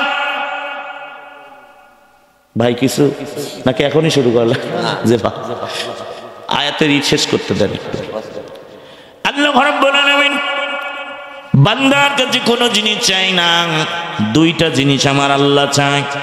ইন্নাল্লাহ হাসতারা মিনাল মুমিনিনা আনফুসাহুম ওয়া আমওয়ালাহুম বিআন্না লাহুমুল জান্নাহ। আমার আল্লাহ বলেন নিশ্চয় আমি মুমিনদের হাসতারা ওই মুমিনদের কাছ থেকে ক্রয় করে নিয়েছি, তাদের হলো মাল এবং জান, আর বিনিময় করেছি আমি আল্লাহ একটা জিনিস তাদের সঙ্গে, সেটা হলো জান্নাত। এক শ্রেণীর আলেম এই যে কিছুদিন আগে খুল নাম করছে এরা ধর্ম নিয়ে কোরআনের সঙ্গে নাকি রাজনীতির সম্পর্ক নাই। তা আমি যে আগে আয়াত একটা বলে গেছি না, রাজনীতির আয়াত আছে না নাই, ওইদিকে গেলে কবে যে হুজুর আরে যেদিক দেবে সেই দিকে বের করেন নাকি কোরআন, ধরেন খালি কই যাই, পড়াশোনা থাকা লাগবে তো, ঠিক না? সংগঠন যারা করে বাধ্যতা জোর জুলুম করে পড়া লাগবে মিয়া। সকালবেলা ফজরের নামাজ পড়ি, কোরআন অধ্যয়ন, তারপর হাদিস অধ্যয়ন পড়তেই হবে, কমপক্ষে 10 পৃষ্ঠা ইসলামী সাহিত্য, ঠিক কিনা? এমনি কি উনারা আলেম হয়? এমনি নেতৃত্বে আছে, বয়ান করে। তুমি নিতা এখানে এসে বয়ান দিচ্ছ মিয়া আধা ঘন্টা ধরে, আলেমিক বসায়, বিয়াদব একটা আলেমিক বসায় তুমি বয়ান কর, তুমি আলেম, আমাকে দাওয়াত দিতে হবে না, কিন্তু সত্যি কথা বলে বলতে হবে। সত্য যারা বলে না এই মসজিদের মিম্বরে ও আলেম হওয়ার যোগ্য না। হুজুরিক বসে, হুজুর থামেন, আজকে আমি একটু খুতবা দেবো। বেটা তুমি বড় নেতা হয়ে গেছো, তুমি কিসের নেতা? তুমি দুনিয়ার নেতা, ইসলামিক দলের নেতা হও, ইসলামের পথে চালাও, আল্লাহ তোমাকে আকাশ তুমি সম্মান দিবি, আর সম্মান যখনই দিবি তুমি লাঞ্ছিত তত বেশি হতে থাকবে। আমার আল্লাহ বললেন দুইটা জিনিস আমাকে দিয়ে দাও। এই দুইটা জিনিস বিনিময় করেছে কারা? আবু সাইদ করেছে না? এই দুইটা জিনিস বিনিময় করেছে মুগ্ধর মতো, এই দুইটা জিনিসের বিনিময় করেছি ছাত্র জনতা, এই দুইটা জিনিসের বিনিময় করেছেন 11 জন আলেম। ফাঁসির কাস্টে ঝুলেছে, ইঞ্জেকশন পুশ করে জমিন থেকে বিদায় করা হয়েছে। আল্লামা দেলোয়ার হোসেন সাঈদী যখন আমি খবর শুনলাম তাকে জমিনের ভিতরে কাফের বেঈমানগুলি আর থাকতে দেয় নাই, সিঁড়ির সামনে পড়ে গেলাম। বাড়ি থেকে বলে তোমার কি হয়েছে? আমি বললাম যাকে আইডল মনে করতাম, যাকে অনুসরণ করে বাংলার আলেম, যিনি বাংলার জমিনে কোরআনের তাফসীর করে, তিনি পৃথিবীর থেকে কিছুক্ষণ আগে বিদায় নিয়েছেন। আমি শুধু কান্দি না, পরিবার কান্দে। বলে যার কণ্ঠ শুনলাম এই কলিজার অন্তর থেকে দোয়া করতে, কত যুবক কত যুবতী কালেমা পড়েছে, হেদায়েত পেয়েছে এই মানুষের তাফসীর শুনে। আহারে এই মানুষগুলিকে তারা থাকতে দিল না, এই জমিন থেকে তারা শাহাদত করে দিল। আমার আল্লাহ বলে ওরা শাহাদত হয়েছে, তাতে কি হয়েছে? তুমি মারলে তুমি থাকবে আসফালে মিনান নার, আর তুমি যাদের মারলে তিনি কোথায় থাকবে? আল্লাহ বলে দিলেন ওয়ালা তাকুলু লিমান ইউকতালু ফি সাবিলিল্লাহি আমওয়াত বাল আহইয়াউ ওয়ালাকিন লা তাশউরুন। ওদেরকে তোমরা মৃত্যু বলো না, যারা আমার রাস্তায় জীবন দিয়ে শাহাদত বরণ করেছে ওরা মৃত্যু নয়, মৃত্যু নয়, ওরা হলো শহীদ। এই শহীদদের মর্যাদা আমার আল্লাহ দিয়েছেন। বলুন তো শহীদ যারা হয় তাদের লাশ কি কবরের ভিতরে পচে? আসলেই পচে না। এটা দলিল যদি না নেন আজকে, তাহলে আপনারা বুঝবেন না। ওয়াজ আমার আল্লাহ বলে দিলেন ব্যবসা করবে কারা?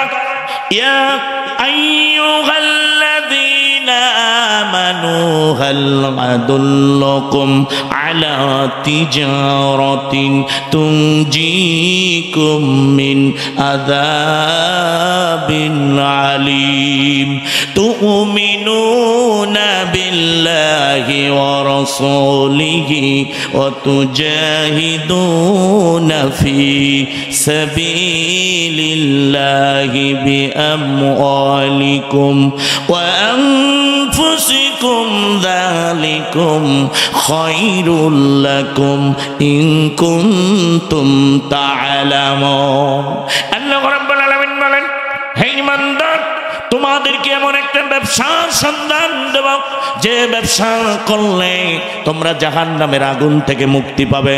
তোমরা আল্লাহ রসুলের পথে ঈমান আনবে, তোমাদের মাল এবং জান দিয়ে আল্লাহর রাস্তায় তোমরা জিহাদ করবে। তোমরা যদি বোঝো এই ময়দানে যারা জিহাদ করা যায়, জীবন দিয়েছি শাহাদত বরণ করা যায়, তারা কখনোই মৃত্যু নয়, তাদের লাশটা কবরে পচে না। এমন একটি ঘটনা, ডক্টর নুরুল ইসলাম, যার বাড়ি আফগানিস্তান, তিনি একজন বড় মুফতি ছিলেন। তিনি বৈজ্ঞানিক মোহাম্মদ সাল্লাল্লাহু আলাইহি সাল্লাম 2টা খণ্ড লিখেছেন। এর 1 নম্বর খণ্ডের ভিতরে ইরাকের জমিনে 2 জন সাহাবীর লাশ 1932 সালে তোলা হলো। এই 2 জন সাহাবী, একজনের নাম হলো হযরতে জাবের রাদিয়াল্লাহু তাআলা আনহু, আরেকজনের নাম ছিল হুযায়ফা বিন ইয়ামিন। এই 2 জনের লাশ ইরাকের জমিনে সালমান পার্কের পিছনে দাজলা নদীর তীরে কবর দেওয়া হয়েছিল তাদের শহীদ হওয়ার পরে যুদ্ধের ময়দানে। ওই সময় ইরাকের প্রেসিডেন্ট ছিল বাদশা ফয়সাল। আর ওই সময় এমন একজন গ্রান্ড মুফতি ছিল, রাষ্ট্রের প্রধান মুফতির নাম ছিল মুফতি আজম। এইবার তাদের লাশের ভিতরে পানি ঢুকে যায় যখন, তখন হুযায়ফা বিন ইয়ামিন রাতের বেলা বাদশা ফয়সালকে তিনি স্বপ্নের মধ্যে দেখায়, ডেকে বলে, বাদশা ফয়সাল, আমি আল্লাহর নবী সাহাবী হুযায়ফা বিন ইয়ামিন বলছি, তোমার রাষ্ট্রের দাজনা নদীর তীরে সালমান পার্কের পিছনে আমাদের কবর দেওয়া হয়েছে, আমাদের লাশের ভিতরে পানি ঢুকে যায়, জলদি করে আমাদের লাশটা অন্যত্র সরানোর ব্যবস্থা করে দাও না। এই স্বপ্ন দেখার মানে বাদশা ফয়সাল ঘুম ভেঙে গেলেন। ঘুম ভেঙে যাওয়ার পরে তিনি চিন্তা করলেন, সকালবেলা রাজ দরবারে মন্ত্রীদের সামনে আমি পেশ করব। শয়তান তাকে ভুলায় দিলেন। দ্বিতীয় রজনীতে আবার বাদশা ফয়সাল স্বপ্নের ভিতরে দেখতে পায়। এবার স্বপ্নে দেখালেন হযরতে জাবের রাদিয়াল্লাহু তাআলা আনহু। জাবের দিকে বলে, বাদশা ফয়সাল, আমি আল্লাহর নবী সাহাবী হযরতে জাবের বলতেছি, আমাদের লাশের ভিতরে পানি ঢুকে যায়, জলদি করে লাশটা অন্যত্র সরানোর ব্যবস্থা করো না। তিনি দ্বিতীয় রাতে স্বপ্ন দেখার পরে আবার ভুলে গেলেন। তৃতীয় রজনীতে আবার স্বপ্ন দেখানো হলো, এ বাদশা ফয়সাল, জলদি করে আমাদের লাশটা সরাও না, লাশের মধ্যে পানি ঢুকে যায় রে যাও। তৃতীয় রাত্রে তিনি ভুলে গেলেন।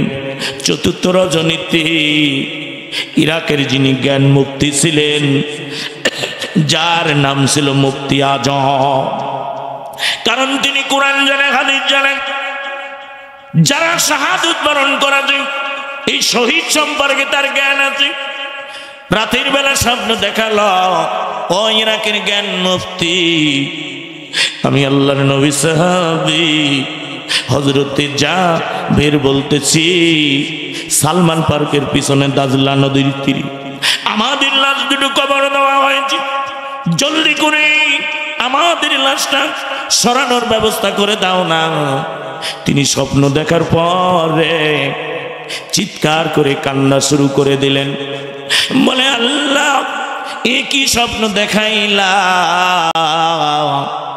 সাহাবী দেখি না, 2 জন সাহাবী স্বপ্ন দেখালো, লাশ 2টো পানি ঢুকে যায়, কি করব?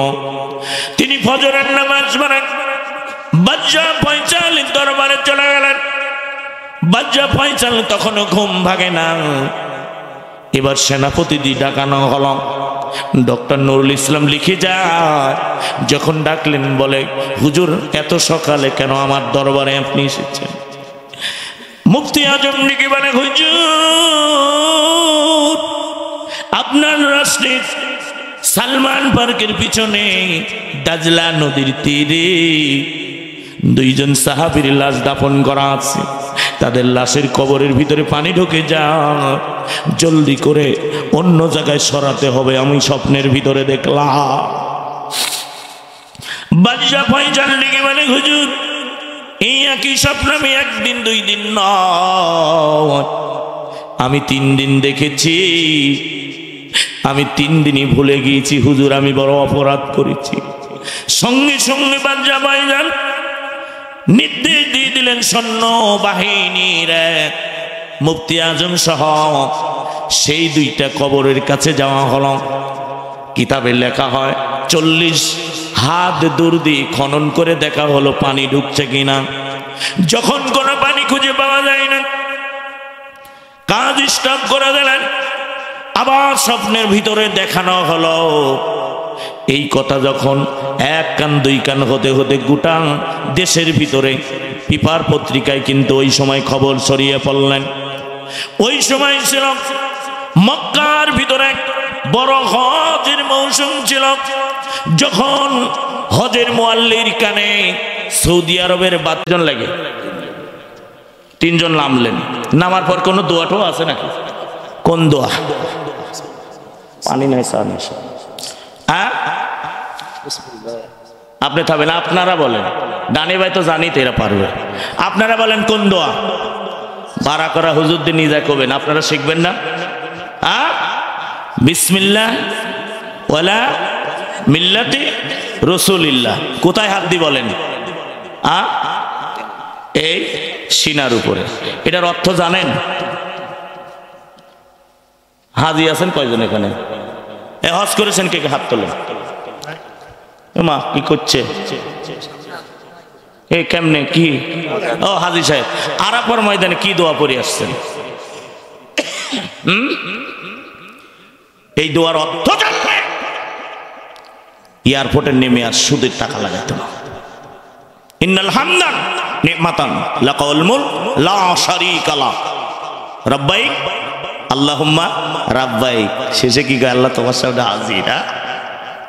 আল্লাহ তোমার প্রশংসা করি।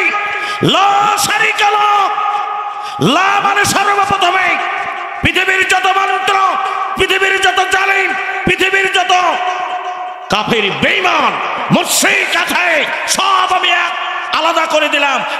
এক আল্লাহ, রাব্বাইক আল্লাহুম্মা, এক তোমাকেই আমি আল্লাহ মানি।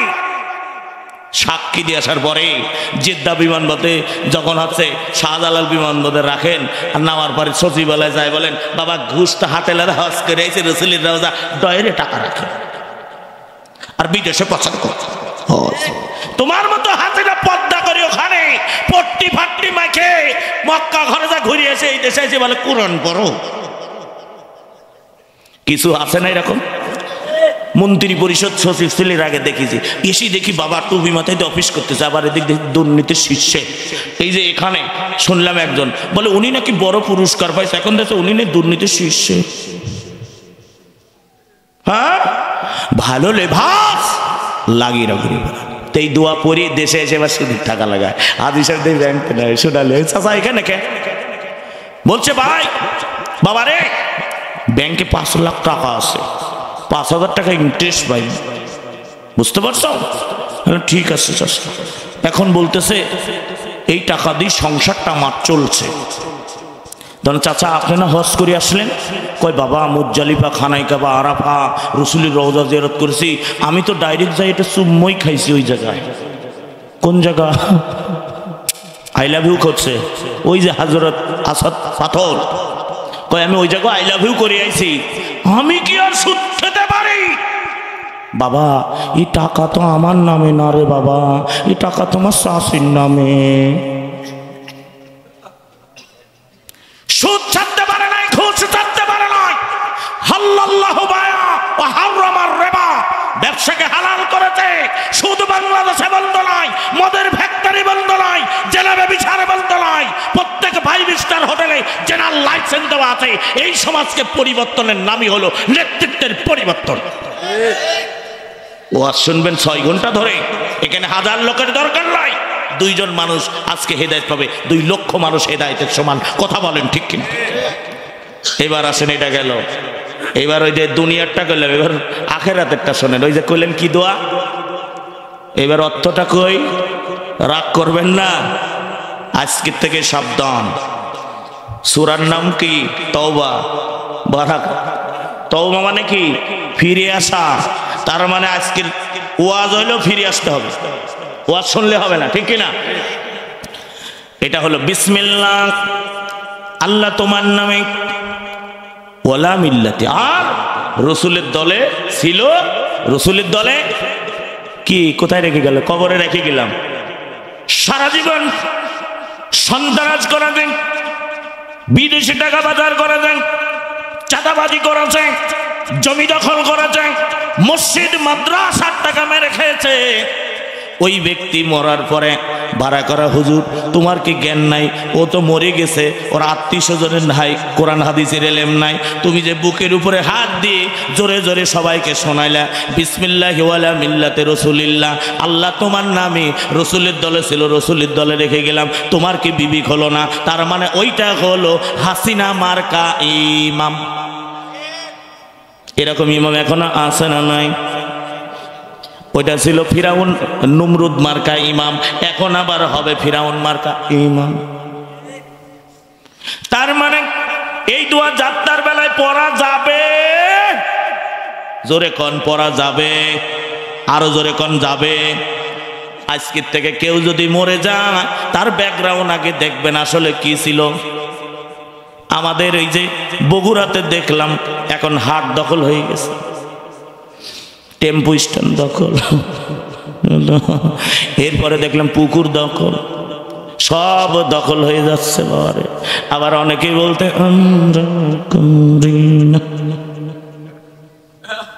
রাগ করছেন মনে হয় আপনার, থাক না ছাতা, আপনারা রাগ করছেন। আর কথা কি বুঝতে পারতেছেন? নোয়াখালী গেছি তো এই দিনকে, এই তো জানুয়ারিতে, এখন আমার যে বাড়িতে বসতেছে উনি নাকি আওয়ামী লীগের নেতা ছিল, এখন একটু মনে হয় যে এক হয়েছে। আমার কাছে হুজুর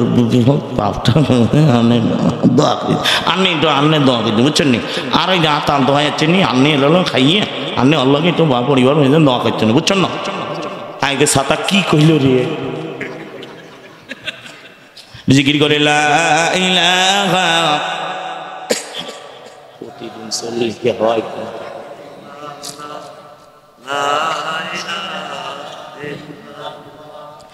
লা ইলাহা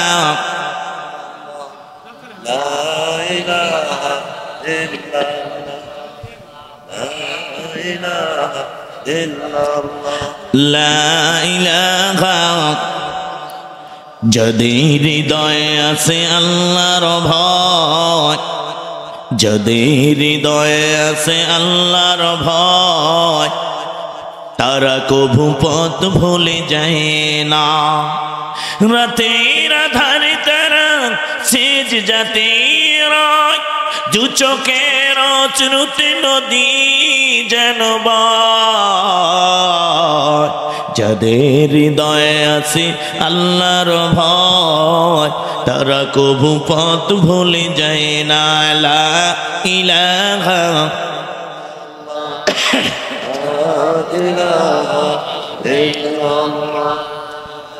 লা ইলাহা ইল্লাল্লাহ মুহাম্মাদুর রাসূলুল্লাহ সাল্লাল্লাহু আলাইহি ওয়াসাল্লাম।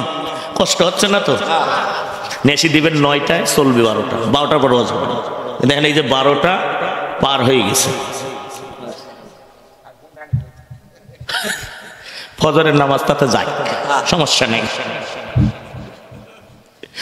আমি তো কসরে থাকি, ফজরের নামাজ তার কসর নেই নাকি? তবে হ্যাঁ, একটা জিনিস ভুল করেন আপনারা, যারা কসরে থাকবেন, কসরের নিয়ম ফরজ, ওইটা মানতেই হবে। আপনাকে আল্লাহ সহজ করে দেবে, আপনি কঠিন কেন করেন? ওটা কিন্তু গুনাহ হয়, জানেন তো? যারা 2 রাকাতের বিপরীত বেশি পড়ে তাদের গুনাহ হয়, কিন্তু এটা কিন্তু অনেকে জানেন না। আল্লাহ আপনাকে সহজ করে, আপনি কঠিন করেন। ইসলাম কত সহজ,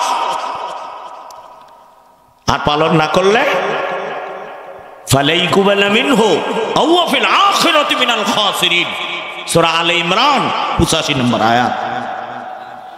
এবার আসেন, এই আয়াতের প্রথমে বলছে ওমাইয়াবতাগি গায়রাল ইসলামি দ্বীন। এখন আসেন, এইটার ব্যাখ্যা কি আসছে জানেন?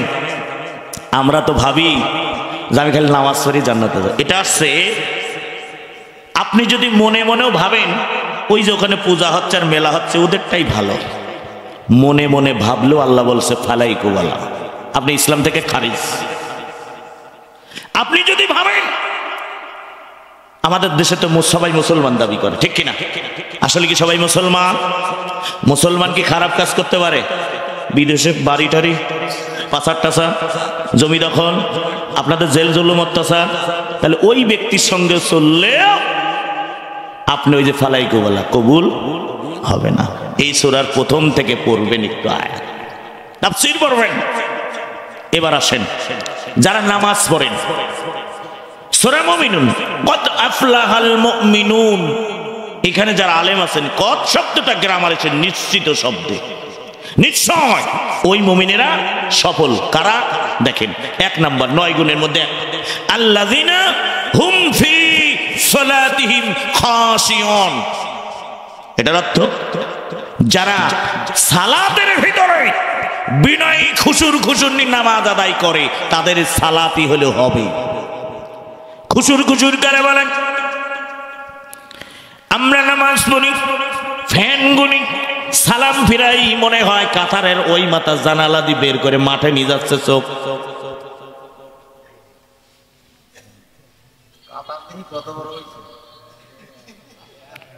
এটা কি সালাম নাই? আর কি সালাম দেন কারে? এই দেখছেন আমার ওয়াজ ইন্নামা ইয়ামুরু মাসাজিদাল্লাহ, এই আয়াতে করার দরকার ছিল। হ্যাঁ মিয়া, বক্তালের সঙ্গে খালি গান গাওয়া, গান আমি কম জানি, কতটি শুনবেন বলেন? আমি থেকে থেকে মনে হয় কি এই লাইন আমি আস্তে আস্তে পিছায় যাচ্ছি। শুধু ইসলামী আন্দোলনের কাজে আর যতটুকু আসে চেষ্টা করব, কারণ মঞ্চগুলি আজকে যাত্রা মঞ্চের মতো হয়ে গেছে। এটা ইসলাম নয়, ব্যবসায় পরিণত হয়ে গেছে। এটা করা যাবে না। ইসলামকে নিজে পালন করেন, বুকে ধারণ করেন, অন্তরে ধারণ করেন। আমাদের মুখলিসুর রহমান ভাই তিনি চলে গেলেন, তার সম্পর্কে আপনারা নিশ্চয় ডিগ্রিটা কেমন তার আপনারা দিতে পারবেন। মতিউর রহমান নিজামীকে মারা হয়েছে এই গ্রামের রায় দিয়ে। আমরা কি পড়ি নাই? আরে আমরা কি জানি না? মিথ্যা মামলায় জোর করে ধরে নাকি হাইকোর্টে সাক্ষী দিয়েছ, তোমরা কোথায় আছো? সারাশি অভিযান দিয়ে তোমাদেরকে বের করা হবে। মনে করো না ইন্দুরের গর্তে গেলে সারাশি অভিযান দিয়ে তোমাদেরকে বের করে শাস্তি দেওয়া হবে। যে ট্রাইব্যুনাল হাজিরা তুমি করেছ ওই ট্রাইব্যুনালে তোমার বিচার শুরু হয়েছে, বানাইছে যে ট্রাইব্যুনাল। সুতরাং অন্তর ইসলামকে ধারণ করে, মুখে নয়। সত্যের সাক্ষ্য কারে বলে? আপনি মুখে সাক্ষী দেন, আল্লাহ আছে, ফেরেশতা আছে, সৃষ্টি জগৎ আছে, মুখে দেন, কাজে কর্ম না। আমার ভাইয়ের, আমার বন্ধুরা, সত্যের সাক্ষ্য একটা বয়ে আছে, এটার শেষে এসেছি। সাক্ষ্য দেওয়া হলো আপনি 2 হাত দিয়ে ইসলামের কাজ করা এবং আপনি মসজিদের নামাজ যেমন জামাতে আদায় করা, ইসলামের দাওয়াতি কাজ করা, প্রকৃত এই বডি দিয়ে সত্যের সাক্ষ্যটা প্রমাণ করার নাম হলো সাক্ষ্য প্রমাণ করে দেওয়া। চরিত্র গঠনের মৌলিক উপাদান একটা বই আছে, নঈম সিদ্দিকীর লেখা। বইটা আপনারা মনোযোগ দিয়ে পড়বেন, 25 টাকা দাম। ইসলামী আন্দোলন, নৈতিক ভিত্তি, এবার ভাঙা করা, ইমানের হাকিকত। এই বইগুলা পড়লে আপনি চটি বই হতে পারে, আপনার মন দিলকে একদম পরিষ্কার করে আপনাকে চেঞ্জ করে দিবে। লাস্ট পয়েন্ট, বাড়াবো না, শেষে আমি প্রথমেই বলছি 4 দফা কর্মসূচি। কোরআন অধ্যয়ন আছে না নাই? রসুলের উপরে প্রথম কি কোনো কিছু আইছিল না? কোরআন আসার পরেই তিনি দাওয়াত দিছে। আমাদের বিধান কি? রাষ্ট্রীয় সংবিধান কি? দলিল লাগবে না। তাবারাকাল্লাযী নাযালাল ফুরকান, রাষ্ট্রীয় সংবিধানের নাম হলো আল ফুরকান। এই যে এটার নাম কি? আল ফুরকান, আল কোরআন, আল কোরআনুল কারীম, কোরআনুল হাকিম, কোরআন শরীফ। এই যে এখানেই লেখা আছে, দেখছেন? মিথ্যা লেখা। শরীফ কি? বলেছে কোরআনে, এটা আজকে ভুল হলো, শিক্ষা হলো একটা, ঠিক কিনা? কোরআনুল কারীম, কোরআন অধ্যয়ন। রসুলের উপর প্রথম কি জিবরাইল চাপ ধরে কি বললেন? এ করা। এটা কিসের সিগা? আমর। কুল এ করা আমরের সিগা, পড়ো, জ্ঞান অর্জন করো, তারপরে তুমি দাওয়াত দাও। বাল্লিগু আন্নি ওয়াল আয়াত। আপনি আয়াত জানেন বলেন না, ঘন্টা মেরে আমি দেওবন্দ তাইছি, ওয়ালাইকুম আসসালাম, ঘন্টা মেরে ঘুরে বেড়াও। নিজামের মতো আলেম তুমি জুতা টানার যোগ্য, সাইদির মতো আলেম, কাদের মোল্লার মতো আলেম, গোলাম আজমের মতো আলেম। আরে আপনার মওদুদি রহমাতুল্লাহ তাফহিমুল কোরআন পড়ানো হয় মদিনা বিশ্ববিদ্যালয়, তোমার কোন কিতাব কোন বিশ্ববিদ্যালয়ে পড়ানো হয়? তুমি বলো এটা বললে ঈমান হারা হবে, বেয়াদব। দাওরা হাদিসে আমি পড়ছি না। তারা সবকিছু খুলে সাধারণ জীবন যাপন করে মানুষের মধ্যে বাল্লিগু আন্নি ওয়াল আয়াত পৌঁছায় দিতে নি, তাই তাদের অপরাধ। তাহলে অধ্যয়ন করো এবং জ্ঞান অর্জন করো। 2 নাম্বার, এখনই কোরআনুল কারীম পড়লেন, এটার একটা ব্যাখ্যা আছে, আমি যেটার ব্যাখ্যা এখানে দিয়েছি। যারা ঈমান আনে, হিজরত করে, জিহাদ করে, জান মাল দিয়ে, তারাই কেবল আল্লাহর কাছে কি সম্মানিত এবং সফল। তাহলে এটার অর্থগুলি যে হাদিস, সেটা আপনাকে অধ্যয়ন করতে হবে। কথা বলেন ঠিক? তাহলে এটা কি শিক্ষা হচ্ছে না?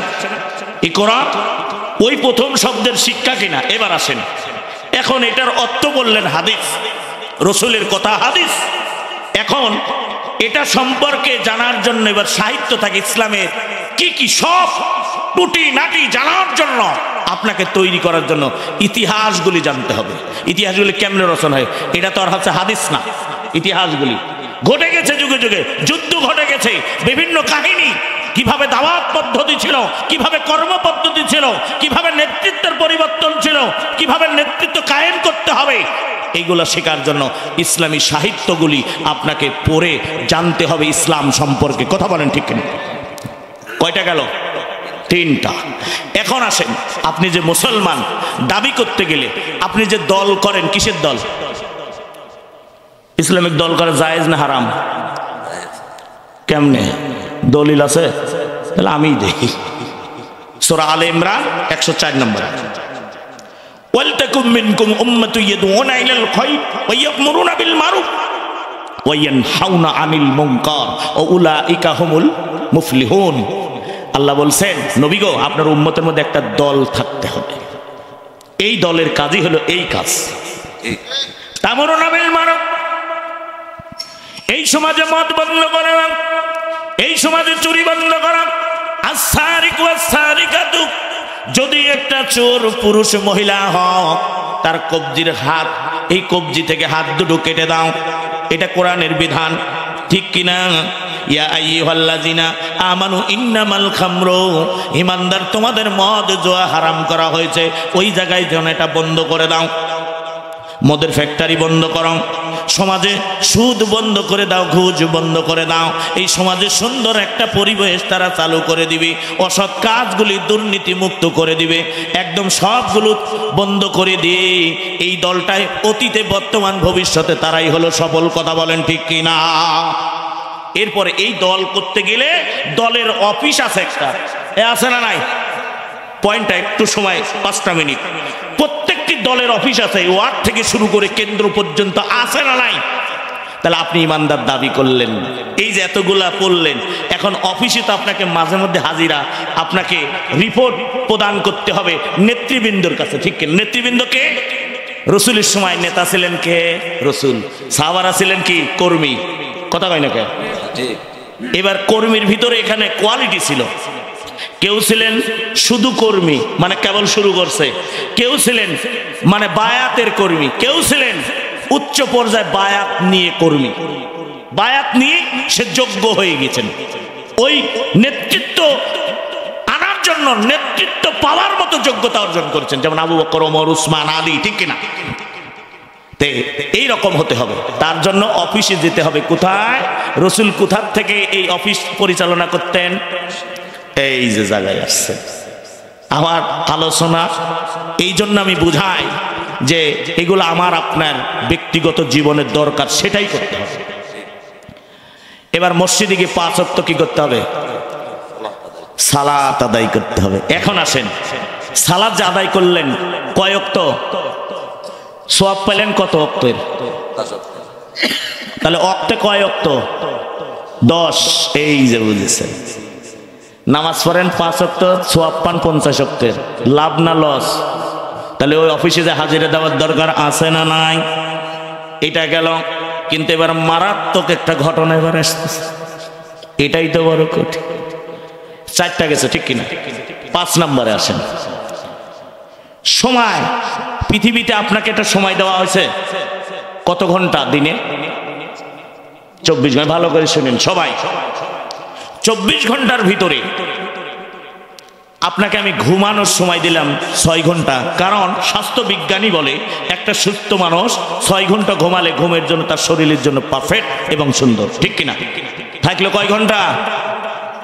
18 ঘন্টার ভিতরে আপনি সংসার আছে তো নাকি? পরিবার আছে, হাল আছে, এর জন্য চাকরি করেন, গভর্নমেন্ট নট গভর্নমেন্ট। 8 ঘন্টা ডিউটি দিলে থাকে কত ঘন্টা? কথা বলেন কত? 10-এর ভিতরে আপনার এই বেতন দিয়ে হয়তো হচ্ছে না, লাগবে ওভার টাইম, ঠিক কিনা? 4 ঘন্টা আপনাকে ওভার টাইম দিয়ে দিলাম, থাকলে কয় ঘন্টা? 6। 6-এর ভিতরে আপনাকে এবার আমি 3 ঘন্টা কি 5 ওয়াক্ত নামাজ হবে না সময়? কারণ আপনাদের হয় না কেন জানেন? হাদিস তো মানি না, সহি হাদিসের দলিল মানি না। আমরা যত দুনিয়ার নামাজ আছে মসজিদে হাঁসের মধ্যে ডুব দেয় আর উঠি, ডুব দেয় আর উঠি, ঠিক কিনা? আসলে আল্লাহর রসুল শুধু ফরজ নামাজটা মসজিদে আদায় করেছেন, নফল সুন্নত তিনি তার বাসায় করেছেন। এটা সহি হাদিসের দলিল। ওই যে আমার সঙ্গে যে ক্যামেরাম্যান দেখছেন, উনি কি ক্যামেরাম্যান? ও হইল তামিল পাস এবং ইংলিশে অনার্স মাস্টার্স করেছে আজিজুল হক কলেজ থেকে, ও রাজশাহী বিশ্ববিদ্যালয় থেকে। দেখছেন ইন্ডিয়ায় আমার মাহফিল 40টা করে আসছে, এই যে গত বছর আমি যেতে পারি নাই। ওহো, ওক দেখা যাচ্ছে এরকম ও বক্তা। এবার আসেন, 3 ঘন্টা আপনাকে দিয়ে দিলাম, থাকলো কয় ঘন্টা? 3। 30 দিনে কয় ঘন্টা? কথা কয় না রে, কত ইম্পর্টেন্ট আলোচনা, আপনি কি বুঝতেছেন? আপনারা তো শুনবেন খালি জেলে কি অত্যাচার, এই মাদানির মতো শুনি শুনি। আধা ঘন্টা পরে দোয়া দিয়ে বলে আরেকটা আছে, আরেকটা দৌড়ের উপরে আছে। আর আমি এসে আপনাদের বোঝাচ্ছি, আপনারা মনে হয় কষ্ট পাচ্ছেন। প্রয়োজন হলে দাওয়াত দিয়েন, আমাকে যদি মেরেও ফেলে দেন, এই যে গুলিও করে, আমি সংগঠন কথা বলবই। এটা আমার রক্তে মেশা। ছাত্র জীবনে অত্যাচার জুলুমের শিকার, জেল খেটেছি, যার জন্য সেই হক কথা আমি বলবো। জালিমের সামনে ফাঁসির কাছতে দাঁড়িয়ে বলবো, আবু সাইদের মতো গুলির সামনে দাঁড়িয়ে বলবো, তবু কোন জালিমকে ভয় করতে রাজি না। 3 ঘন্টা গেল, 3 ঘন্টা বাঁচলো। 30 দিনে কত ঘন্টা? 90। ভালো করে করছেন তো? সাবধান, এটা কিন্তু রেড সিগন্যাল আছে। এখন আসেন, 90 ঘন্টার ভিতরে আপনার তো শারীরিক প্রবলেম হতে পারে, অসুস্থ হতে পারে, কোনো ওজোর থাকতে পারে। আপনাকে আমি 1 ঘন্টা মাইনাস করে দিলাম, থাকে কয় ঘন্টা? কয় ঘন্টা? 2। 30 দিনে 60। আপনাকে আমি কিন্তু বিপদ সীমায় এনে দিলাম। এবার এরপরে আর আপনি কোনো ওজোর দেখাতে পারবেন? পারবেন? কথা বলেন, পারবেন? এই যে 2 ঘন্টা দিনের মধ্যে ওই চার দোকানে যাবেন, আর 1 কাপ চা দে রে মন্ডল, পারমাণিক কন ভাই, ওই যে আর একটা বিড়ি দে।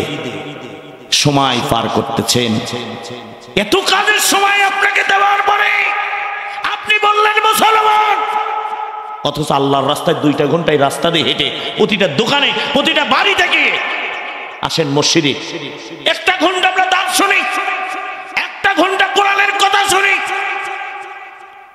আপনি সময় ব্যয় করতে পারেন না, বের করতে পারেন না 2টা ঘন্টা। আপনি কেমন মুসলমান? নিজের বুকে হাত দিয়ে বলেন। আমার কথায় রাগ করবেন না, এটাই শিক্ষা, এটাই মুসলমানের দায়িত্ব। এই 5টি কাজ যদি আপনি না করতে পারেন, আপনি মুসলমান বলে দাবি করতে পারেন না। এই জন্য আমার ভাইরা, ওমার বন্ধুরা, বাউজ গরিব মানুষের আর কথা বাড়াবো না, সে যে কথা বলে যায়।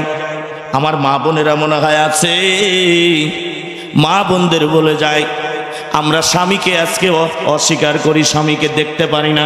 অনেক যুবকের আছে যৌতুকের লেগে স্ত্রীকে মারতেছে। আগে ছিল ডিসকভারি, পরে আসলো পালসার যৌতুক, তারপরে আসলো জিক্সার। জিক্সার চলে গিয়ে বলছে লেবো ইয়ামা, ইয়ামা চলে গেল ভার্সন 3। এখন আবার বলতেছে পিছনে ওই যে পোঙা ওষা করে থাকে, সামনে গিয়ে মরে গাড়ির তলায় গিয়ে, তার নাম নাকি R150। এটা না দিলে 77 মেয়ে যত সুন্দর বিয়ে করব না, আছে না নাই? স্ত্রী ঘর খুলতে দেরি হলে মারেন। একটা হাদিস 2 মিনিট। আল্লাহ রসুল কোথার থেকে ফিরলে আয়েশার ঘরের দরজায় গিয়ে বলে আসসালামু আলাইকুম আহলাল বাইত, সালাম দিতেন। আয়েশা ঘরের দরজা খুললেন। মা বোনেরা ভালো করে শোনো, যুবকরা ভালো করে, মুরব্বীরা জান, আবার আপনারা চলে গেছে বয়স। আল্লাহ রসুল ঢুকে ঘরের দরজা খুলছে, আয়েশার চোখে রসুলের চোখ পড়ে গেছে। তখন আয়েশা হেসে দিছে, রসুলকে আর না হেসে পারে, রসুল মুস্কি হেসে দিছে। আয়েশা বলছে ইয়া রাসূলুল্লাহ, মনে হচ্ছে পূর্ণিমার চাঁদটা আয়েশার ঘরের মধ্যে চলে এসেছে। সুবহানাল্লাহ, কি সুন্দর আমার রসুল, কি সুন্দর। সামাইলে তিরমিজি পড়লেই পাবেন। নবীজি ঢুকলেন ঘরের মধ্যে, ঢুকে আয়েশার ঠোঁটের মধ্যে চুম্বন করলেন। নবীজি কপালে চুম্বন করলেন, চলের ভিতরে, হাতের ভিতরে চুম্বন করলেন। তার ঘরে 3 দিন 4 দিন চোলা জ্বলে নাই, কিন্তু তাদের মহব্বতে ঘরটা ভরা ছিল। আর আমাদের বাড়ি গাড়ি টাকা পয়সা, বিদেশি কম্বল, লাখ টাকা দামের খাট, প্রতিদিন গরুর গোস্ত খায় ছাতা। এবার আল্লাহ দিয়েছে ওদেরকে, হচ্ছে দিয়েছেন জাতা। কি জাতা? ডায়াবেটিস। খাত গরুর গোস্ত হারাম, দৌড় মার, ফজরের নামাজের আগে নামাজ নাই, দৌড়াচ্ছে করবি, ডায়াবেটিস কমাবি, সুগার কমাবি। রসুল এটা ভালোবাসা ছিল। আপনারা যেন আবার বলেন না হুজুরের যে হাদিস কইলো এতদিন তো পালন করি না, বাড়ি যাই আজকেরটাই শুরু করি, তাহলে কিন্তু ছটা পিঠা করে বাড়িতে বের করে দিবি। এটা আস্তে আস্তে, মুরব্বীরাও সাবধান, যে হুজুর কই দিছে হাদিস আসছে, যাই সালাম দিছে মুখ খাওয়া লাগবি। খবরদার, মা বোনেরাও সাবধান। ওনার মা বলেন, আয়েশা সিদ্দিকার কথা যখন বলেন, একটু মনোযোগ দিয়ে শুনে যাও। 5 জন মারে আমার আল্লাহ জান্নাতের গ্যারান্টি দিয়েছেন। 1 নম্বরে আসিয়া, 2 নম্বরে মারিয়াম, 3 নম্বরে খাদিজা, 4 নম্বরে সুমাইয়া, 5 নম্বরে আয়েশা সিদ্দিকা রাদিয়াল্লাহু তাআলা আনহা। এর ভিতরে 2 জন নারী আমার আল্লাহ জান্নাত দেখে দেখে জমিন থেকে বিদায় করা দেন। 1 নম্বরে আসিয়া, 2 নম্বরে হযরতে সুমাইয়া রাদিয়াল্লাহু তাআলা আনহা।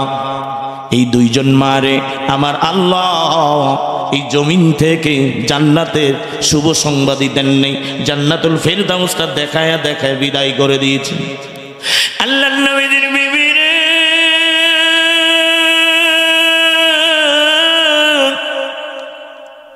আমার নবীজির খিদমত করবি কেমনি রে? এবার লটারি করা হলো।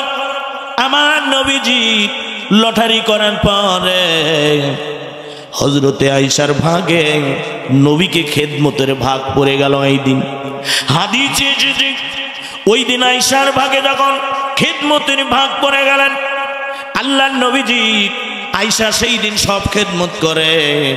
আমার নবীরে গোসল করাবে, এমন সময় পানি উঠালেন। কুয়ার থেকে পানি উঠানোর পরে আল্লাহর নবী তক্তার উপরে দাঁড় করে দিলেন। আমার নবীজি তার শরীরের জামা, নবীজির সেই দিন এমন একটা জামা পরা ছিল, বর্ণনায় যেতে চাই না। আমার নবীজি জামাটা খুললেন, এমন সময় নবীজির চেহারাটা দেখে আয়েশা একটা চিৎকার মারলেন। আল্লাহর নবীজি ডেকে বলেন, আয়েশা তুমি কেন চিৎকার করলেন? আয়েশা, আমার নবীজি যখন বললেন, আয়েশা ডেকে বলেন, ইয়া রাসূলুল্লাহ, আপনার শরীরে কালো কালো দাগগুলা বড়ই বেমানান। আমার নবীর ডেকে কয়, ইয়া রাসূলুল্লাহ, ওই দাগগুলো আমি তেল মালিশ করে করে মুছে দেব। আল্লাহর নবী বলেন, ও আয়েশা রে, আমি দাগগুলি মুছতে চাই না। আয়েশা বলে, কেন নবী গো? আমার নবীজি বলে, আয়েশা তুমি জানো না, এই দাগগুলোর একটা বর্ণনা, সেই দাগগুলো আমি মুছতে চাই না। আমি যখন তাইফের জমিনে আমার বংশধরের ভিতরে নানার আত্মীয়তারা যখন আমি দাওয়াত নিয়ে গেলাম, তারা যুবকদের লেলিয়ে দিল, আয়েশা আমারে পাথর মেরে মেরে ওই তাইফের জমিনে আমি নবীরে বেহুশ করে দিল। আয়েশা হযরতে যায়েদ তোমার বালক পুত্র যায়েদ আমারে তুলি নাই ওই নিষ্ঠুর কাফের বেঈমানগুলির। আয়েশা আমারে আবার পাথর মারল ওই তাইফের জমিনে, আমি নবীরে ফেলে দেয় ওই পাথরের আঘাতগুলি আমার শরীরে লেগে গেছে। আয়েশা এই দাগগুলি এই জন্য মুছতে চাই না। যেদিন হাসরের মাঠ বসে যাবে, ইযাস সামাউন ফাতারাত ওয়াইজাল কাওয়াকিবুন তাসারাত ওয়াইজাল বিহারু ফুজ্জিরাত ওয়াইজাল কুবুরু বুসিরাত, যেদিন আসমান ফেটে যাবে, সবগুলি ধ্বংস হয়ে যাবে, সেই দিন কেউ থাকবে না, আমার আল্লাহ থাকবে।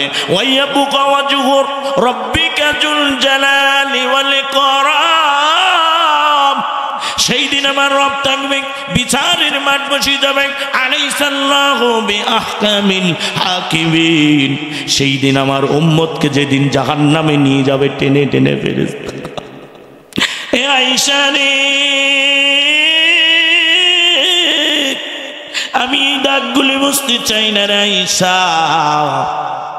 ওই দিন আমার আল্লাহরে বলবো, আল্লাহ আমার গুনাহগার উম্মত গুলোরে তুমি জাহান্নামে দিও না, কারণ আমি তোমার এই কোরআনের জন্য, কালেমার জন্য তাইফে গিয়েছিলাম, তারা পাথর মেরেছিল, আমার ওই শরীরের এক একটা পাথরের বিনিময় আমার গুনাহগার উম্মত গুলোরে তুমি আজকে মাফ করে দাও আল্লাহু আকবার। এই জন্য আমি বুঝতে চাই না আয়েশা। হযরতে আয়েশা আমার নবীজির মাথার উপরে পানি ঢেলে দাও। আমার নবীজি দেখতে পেলেন পানিটা রক্তের মতো হয়ে চলে যায়, বলে আয়েশা রে, তোমার কিছু হয়েছে নাকি? পানি কেন লাল? বলে ওটা কিছু না। আল্লাহর নবী দেখতে পেলেন হযরতে আয়েশা পাটা নিচে চলে গেছে, পাটা ফেটে গিয়েছে। আমার নবীজি বলে, আয়েশা রে, তুমি কেন আমারে বলো না? দেখেন আয়েশা কি জবাব দেয়। আমাদের সমাজের মেয়েরা এরকম, স্বামী কিছু বললেন তারা গালি দেয়, কোথায় কোথায় বলে আমি ভাত খাবো না, আমারে তুমি তালাক দিয়ে দাও। আমার নবীজির মহব্বত কেমন রে! আয়েশা যখন ডেকে কও, ইয়া রাসূলুল্লাহ, যদি আমার পাটা নয়, এই আয়েশার দেহটা যদি ওই তক্তার তলায় ছিন্ন ভিন্ন হয়ে যেত, আমি আয়েশা আমার নবীরে এই তক্তার থেকে নিচে নামাতে পারতাম না। আল্লাহু আকবার। এটা হলো মহব্বত। আমাদের সমাজের নারীরা শুধু বিয়ে করতে চায় ডাক্তার, ইঞ্জিনিয়ার, বড় বড় চাকরিজীবী, সরকারি চাকরিজীবী, যে ঘুষ খায়, সুদ খায়, তাদেরকে বিয়ে করতে চায়। একজন নারী যদি একজন আলেমকে বিবাহ করে, শুধু তিনি নিজেই হেদায়েত পাবে না, ওই নারীটা আলেমের সঙ্গে জান্নাতি হবে, তার সন্তানগুলো আলেম আলেমা হবে।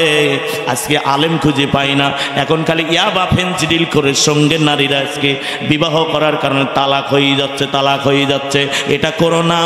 দুনিয়ার জীবন জীবন না, আখিরাতেরও একটা জীবন আমাদের রয়েছে, এটা করো। নারী জাতিরে আল্লাহ যে সম্মান দিয়েছে, খবরদার যুবকেরা, আমার আল্লাহ বলেছেন ওয়াবিল ওয়ালিদাইনি ইহসান, পিতামাতার সঙ্গে নম্র ব্যবহার। আজকে পিতামাতারে বের করে দেয়। আপনি বলতেছেন টাকা পয়সা সব বাড়ি গাড়ি টাইস লাগাইছেন, বাড়াবো না, লাগালেন। আপনি যখন মরে যান, আপনি একটা টাকাও দান দেন। আরে ভাই, মসজিদের পিলার করেন, টাইস করে দেন, বারান্দা করে দেন, মেম্বার করে দেন, মসজিদের ছাদ করে দেন, দেন না। আপনি কি করেন? সন্তানদের জন্য সব গচ্ছিত রেখেছেন ব্যাংক ব্যালেন্স। আপনি যেই খালি চোখটা বন্ধ করেন, ছিলেন ওই যে বিদেশে আপনার ছেলে একটা থাকে ডুবায়, কম্বল পাঠাইছিল 1 লক্ষ টাকা দিয়ে, খাট বানিয়ে নিয়েছেন, সবচেয়ে শাল কাঠের দামি খাট বানিয়েছেন, ওই খাটে শুয়েছিলেন। এবার আপনার বউটাও সুন্দরী, বলছে এই খোকা কি মা, শিগগির নামা, ওই যে উঠানে নামা। ভাঙা খাট কোথায় রে? বলে ওই যে মা, ওই যে কি ঘর কয় যেন একটা আপনাদের ভাষায়, খানকা ঘরে একটা খাট পড়ে আছে ভাঙা, ওইটার উপর শোয়া নিচে নিয়ে যায়, শোয়াই দিল।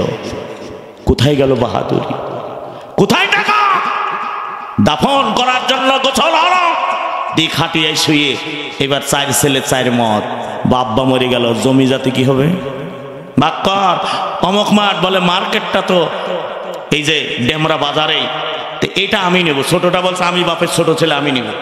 তো বলছে না, বড়টা কয় আমি নেব। এইবার গন্ডগোল, আপনার লাশ রেখে আপনি মরে গেলেন, এবার অভিশাপ। যদি আমার ভাইয়েরা একটা মসজিদ বানাতেন, এতিমখানা বানাতেন, মাদ্রাসা বানাতেন, গরিব দুঃখীকে দান করে যেতেন, তবে যদি আল্লাহর ঘর যে কেউ যদি বানায় দেয়, হাদিসে এসেছে বাবুই পাখির ঘরের মতো ঘর বানালে আল্লাহ তাকে জান্নাতের ভিতরে একটা ঘর বানায়া দিবি। এইটা করে গেলে আপনার স্ত্রী সন্তান দুনিয়ার জিন্দিগিতে দান করবে না, কিছুই করবে না, সম্পদগুলি ভোগ করবে। কিন্তু আপনি মসজিদ বানায় দিয়েছেন, এই জন্য কবরে যাবার সঙ্গে সঙ্গে আল্লাহ আপনার জীবনের গুনাহগুলি মাফ করে দিবে।